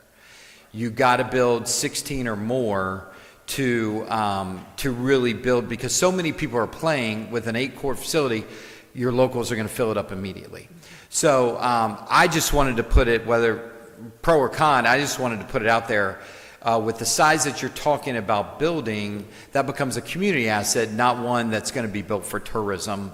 And so how we look at designing this, taking a new design and all of that, that's probably got to be taken into place there. Okay.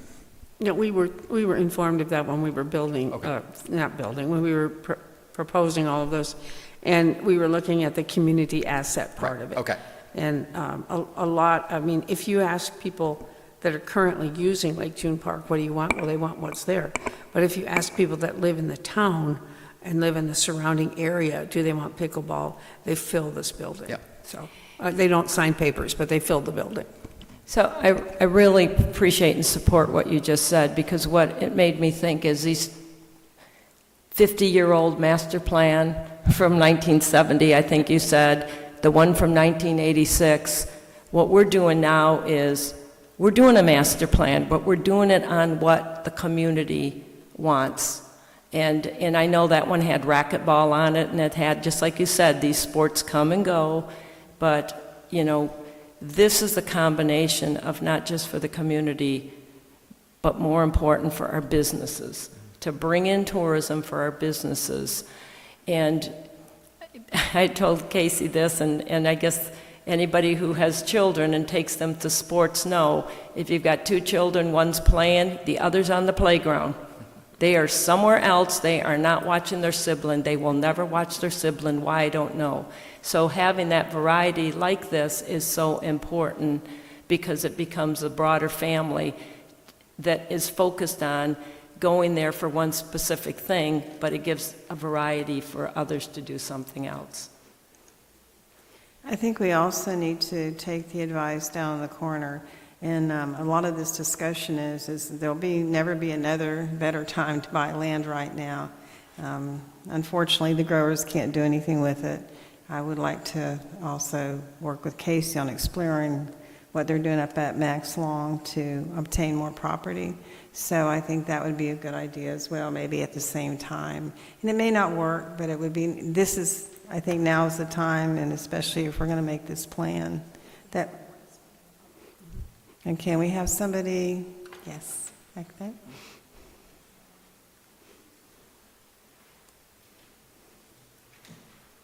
Good afternoon. Jennifer Kukas, 10 Meadow Lake Drive here in Lake Placid. First, I just want to thank you for having this conversation. I was on the town's recreation committee over a decade ago, and dreams this big were not happening then. So I really appreciate this conversation. I also appreciate the fact that it was brought up that pickleball courts are approved and planned, and grants have been approved for this location. So anything that happens in this location really should consider that. I've been using Lake June Park ever since we moved here 20 years ago. My daughter grew up playing softball on those fields. We use the boat ramp now for recreation. It is a great facility. It has a lot of potential. It's a fantastic lakefront location, and I do agree that more could be done with that. But speaking of that same daughter, you talk about wanting kids to stay in Highlands County. Bringing tournaments to that location does not make my daughter want to stay in Highlands County now. Now that she's an adult, she wants places to recreate. She wants to get out and walk. She wants things to do.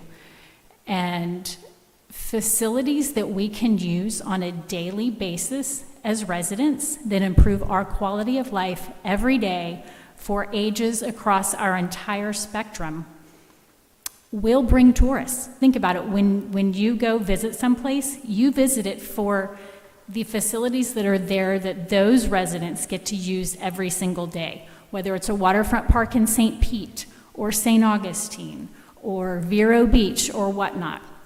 You go enjoy those amenities that those residents get to use every single day. As you're considering building recreation facilities for our town, I would ask that you consider keeping in mind what we as residents of all ages can use every single day, because that will attract tourists to our town. You just said that the things that those kids that played lacrosse liked so much were those things that our residents can use every single day.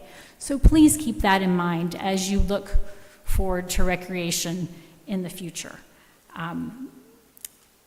I know they talked about nicer facilities for tourists will create nicer facilities for residents, but I think that's backward. I think we need to create nicer facilities for residents that will be nicer facilities for tourists and that will bring tourists to our area. And that's it. Thank you. Thank you very much. Is there anybody else?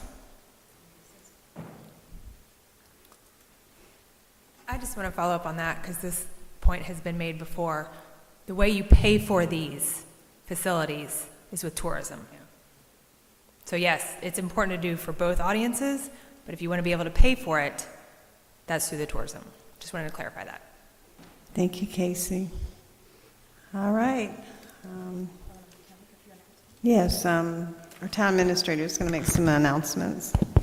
We do have a cleanup day that is taking place on Friday at Lake June Park. That is being put on by the Amazon Distribution Center, so we're very excited about that. We've been talking about not having volunteers, and Harry said that the number has grown. You said we're up to how many now? Up to 28 volunteers at Lake June Park, so we're very excited about that. Harry, How is that advertised? Harry, tell me that again. I haven't seen anything out in the social media on that. We talked about it at council, though. But us talking to try to get it out into the media for people to... We have not done that. We have 26 that are coming from Amazon, and because of the number that's coming, he doesn't have enough work. So that's a good problem to have. So you don't want town volunteers? You don't want resident volunteers, is that? They're Not more right than now. welcome to come, I just don't know that I will have Enough work for them to stuff do. in a 4-hour period for that many people to do. It's Harry, from- what's the time frame? They gave me the time frame of 12:30 to 4:30. They first said 12:30 to 5, but he said it's 12:30 to 4:30, so On Friday. it's not a lot of hours to have 28 people doing something. So we plan on painting all the buildings on the outside, and we're going to start with the main concession stand, painting the outside, and then painting the bathrooms before youth baseball starts that day. And then we'll move to the next concession stand and paint that inside and out, paint the outside of the garage that's down there, and have them spread the clay for the new project that they were doing on Field 3 on the infield. The goal is for us to have this as a kickoff. Hopefully, that will be a kickoff, and then they will come every quarter. So when they come the next time, we'll be able to put that out to the public, be able to really have a good workout day for them to come and be able to contribute. On the message I have, it says every quarter, but I haven't confirmed that with him yet, but I'm assuming that's the case because it's on the message. And I appreciate talking about the lights too, because Harry and I were speaking about those earlier. So right now, he says on fields 1 and 2, it's almost $173,000. Council approved me to spend $172,900 on those two fields, and that would, based on the one estimate I got, that would completely redo those two field lighting. But I have to get, like I said, 3 estimates. I just got the format by email yesterday for the other 2 companies that I asked to give me an estimate to go by, so everybody's bidding apples to apples on that. I mean, shouldn't there be an RFP out there? Well, that's what I was saying. Yes. I already have one estimate. I need to get 2 more to But I meant, shouldn't there be an RFP for people to bid on? What, are you just calling people and asking them? We'll follow the Or should we just put process. it kind of on pause right now until? No, we will follow the purchasing procurement policy, and we will leave it at that. Okay, but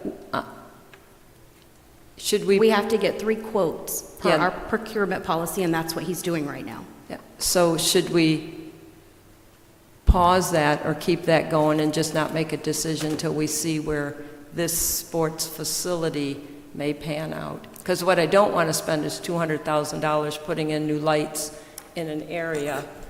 Councilwoman Charles, it'll come before council, and council will have to vote on that. If that's what you would like to happen, you would have to bring it here, and they would all need to vote on that. That's my concern also, that we don't spend money unless we can reuse them.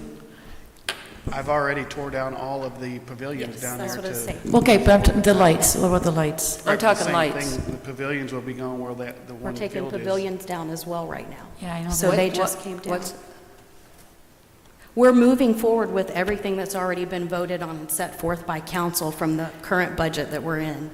Unless council votes and says stop all work at Lake June Park continues Well, then with we- all work. Well, then we need to re-examine things, because we can tear down pavilions, because they'll be coming down anyway. Right, But but it's there the are- issue of the lights, if we order lights, is it? The pavilions are already set to be started to be rebuilt now. You approved me to have 7 built, and I've already called the contractor and I got my 3 estimates, and we chose, with the money that council approved, one contractor came back and said he could build all 7 for that rather than 3, and I've already moved forward with all that. So can't we work around that? We have council on Monday, so this will be on the agenda. Okay, it is on the agenda? Of course. Police department and pickleball. No, I meant the pavilions or, the pavilions or the lighting is what I'm saying. But that's already going forward. So yes, it'll be on there because you'll have to make a decision to have us stop all work at the park if this is the direction that council chooses to go. Okay.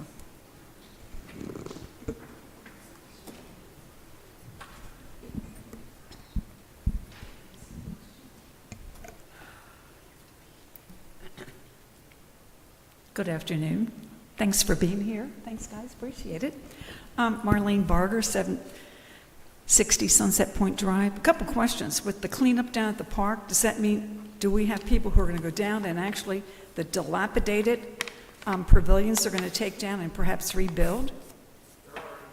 They're down? The 3 are down? The 4 are down. Okay. And again, back to this plan here, one of the things that they were talking about with kids is fishing tournaments. They love having fishing tournaments. They love having sailing regattas.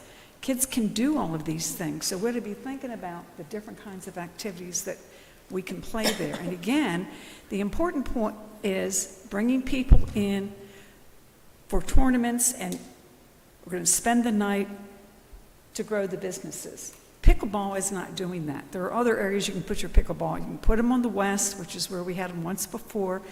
You can convert all the tennis courts down at the high school, work with the county school board, convert those to pickleball courts, and you can have the kids in the high school could do it. They could be coaching it, and the town of Lake Placid people could play there. Keep the park for something that's productive. Pickleball is not... Casey, if I'm correct, the sports complex that's going in Sebring, a major complex where you would have, 16 pickleball courts to bring tournaments, is that planned in the largest sports complex? Yeah, or outdoor? Is there anything that Sebring is planning where you're going to have 16 pickleball courts? Is there an initiative for pickleball tournaments in Sebring? Because I thought there was. I can speak to that, and Ellen may want to chime in. So I know we just, as Ellen mentioned, we had a couple weeks ago, we had a call with Sun and Lake and U.S. Senior Pickleball because they have 16 courts between their tennis courts and everything else. They can make 16 courts, and that's what the pickleball tournaments require. Okay.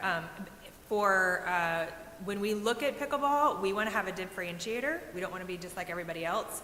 So when we're talking about our indoor facility, which is over 100,000 square feet, that could house indoor pickleball if that comes online.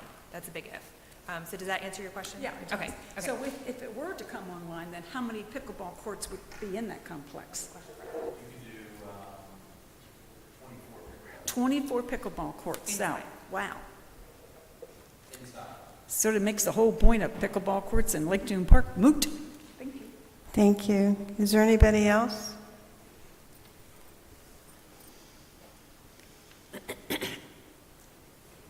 Again, my name is Chet Heath. I live at 588 Sunset Point Drive. And I'd like to amplify a point that was made by, I don't even know if the lady is still here, but she was very much in favor of women having, as mothers, having a place to go with their children. If the overarching objective is to make Lake Placid a place where people want to live, then it's going to be a place where couples will come here, build houses, rent homes, whatever it takes. You've all got phones. Take your phone out. Ask Google, what percentage of the time when a couple makes a decision about where they're going to locate their home is the decision made by the man or the woman? I'll tell you what it is. It's 91%. I hope I have a receptive audience here. 91% of the decisions about where people will live are made by women, typically mothers. I do think that we have talked about having the playgrounds and the play structures. We've talked about it, sure. We've talked about it for years.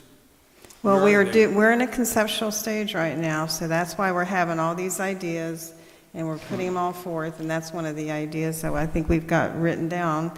So I think that, thank you for your comment. All right.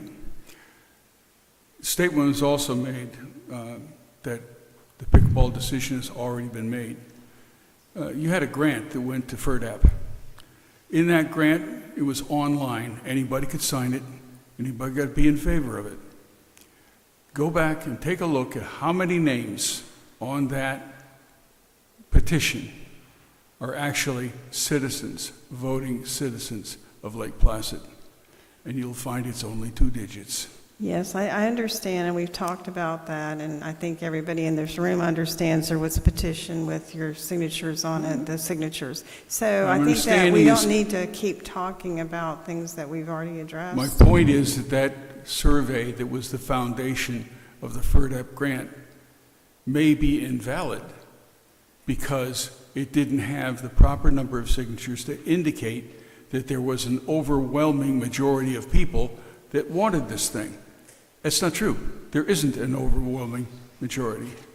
What you're going to do is you're going to spend $1 million, and you're not going to make this place, this town, a better place to live. Thank you.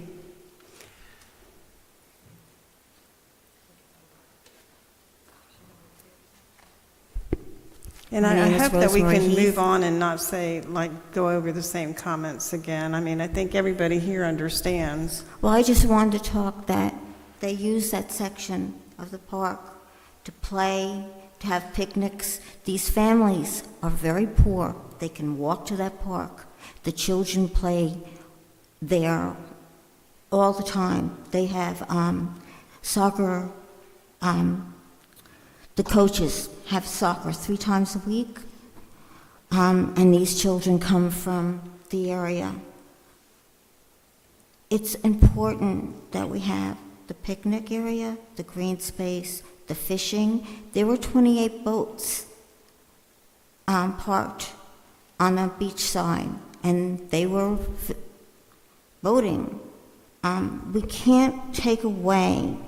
One woman was here, she said 4 generations her family has used that park. If you're going to do anything in this town, that park is very important to the people here, very important. My 501... Ms. Rose, could you please address your comments to the mic? Thank you. Oh, I'm sorry. I was just saying that the people in this town use that park all the time, and the 501 signatures came mostly from people that use that park, if not at the park. Thank you very much.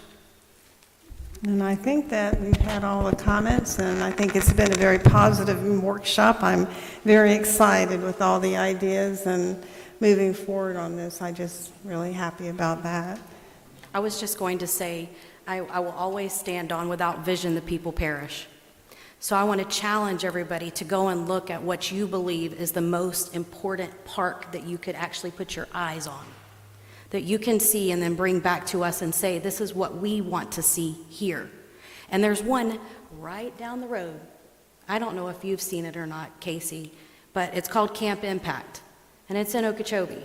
It's not open to the public. It's absolutely not open to the public. But if you go and put your eyes on that, and we talk about having space for pools and things of that nature, you get creative. I have built parks. We have worked on parks. I know how to do this. We have a team who knows how to do this, and we have a team who knows how to do this, and we have a team that knows how to do this. I think that whenever we're able to have the hard conversations and say that this is what my opinion is, this is how I feel about it, and then to be able to respectfully say that when the majority vote votes, that we move forward with whatever the majority vote votes is. Because otherwise, our town is going to die. It is already stagnated, and we need to hear from every voice. Every voice matters, and everybody's opinion matters, because everybody lives, works, and plays here. And when we can do it respectfully and with honor, holding integrity for everybody and valuing everybody's opinion, and I'm looking across the room because I want to make sure that we all know this is not about personal agendas or our political innuendos. We are here because people depend on us to make sure that Parks and Recreation is moving, that all of the utilities are working and functioning, that trash is being picked up properly, and that they have the best quality of life that they can have because they have entrusted us with it. So I want to say thank you to Casey and her team, because this is probably one of the hardest conversations that we have had to have. But you all rolled up your sleeves and you said, we're going to go down there. We're going to be part of this team regardless. And so what I've seen is that we all just took our hands and we balled up our fists and we said, it doesn't matter where we come from. We're going to fight through it. And at the end of the day, we're all going to win. We're all going to win because this town depends on it. Because our residents that we are here to serve depend on it. So I say thank you to even our council, because I know this has been difficult for all of you. And our staff. Actually, it hasn't, and I don't see this as a difficult workshop. I think this was what the public wants. They want something to put out there. They want to be able to come up and give their input. And so I guess I don't see it that way. And Vice Mayor Worley, I'm wondering what's our next steps on this? Because what I don't want to do is walk away from a good brainstorming session with some ideas and then nothing. So what do you see our next steps on kind of moving this forward? I think that on Monday, this is a workshop, we can't vote. So on Monday, we need to vote to move forward. I'll have a conversation with our group over here to say what would be our next step, and we'll talk about that. And we've got more exciting news from the TDC meeting that we went to. That's all good. I mean, we are just on fire. So, so I'll get with Casey and we can bring it up and talk about it, and then we can vote on what we want to do to move forward. We need to know the next step. Okay. But we're not hearing from all of the town. We are hearing from Lake June Point. We are hearing from the people that live on Sunset Point Drive, which is one street. Yes, Marlene, it's one street. We are hearing from the people that use the park. We're not hearing from the people that live in the heart of the town of Lake Placid, that live in Water's Edge, that live on Deanna Point Drive in that area. We're not hearing from those people. We are hearing wonderfully from some people, but that is not the whole thing. And I think we really need to hear from the whole population. I do think that as we move forward, there's going to be a lot more conversation from the public now that they know that we're off the mark and we're moving forward and they have an opportunity to be part of this process. I think we're going to we need to get it out there to the media, and we're going to have so many ideas we're not going to know what to do. So anyway, I know these wonderful people need to get on because they've had a busy day and they've got to get going here. But I appreciate hearing from the youth baseball team coming, and then also from somebody from Lake June Point who volunteers in the schools and took a survey with the children and brought that forward. So I think there is a good variety, and then other people getting other ideas from others. Jason. Vice Mayor Worley, I was just going to say, as part of that conversation, and just so y'all know, a lot of what we can do that you guys would approve to move forward with is community surveys, focus groups, listening sessions, town halls, to get that feedback. Because we want y'all to make informed decisions that's representative of everybody. And so we've already got those types of things in place that we can help with. So thank you. Excellent. Like I said, I think that we need to get these good people on their way because they still have another meeting to go to. So I'm going to call I'm sorry.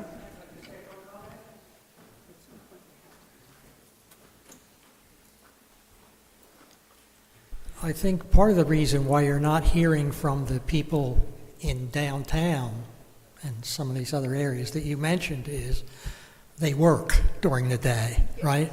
So besides getting the word out to them that there is a meeting, it would have to be during non-working hours. A lot of the people in Lake June Point are retired, so we have more time to come to these afternoon meetings. That's right. I had to take off work to come. Yeah, thank you. Okay, I'm going to call the meeting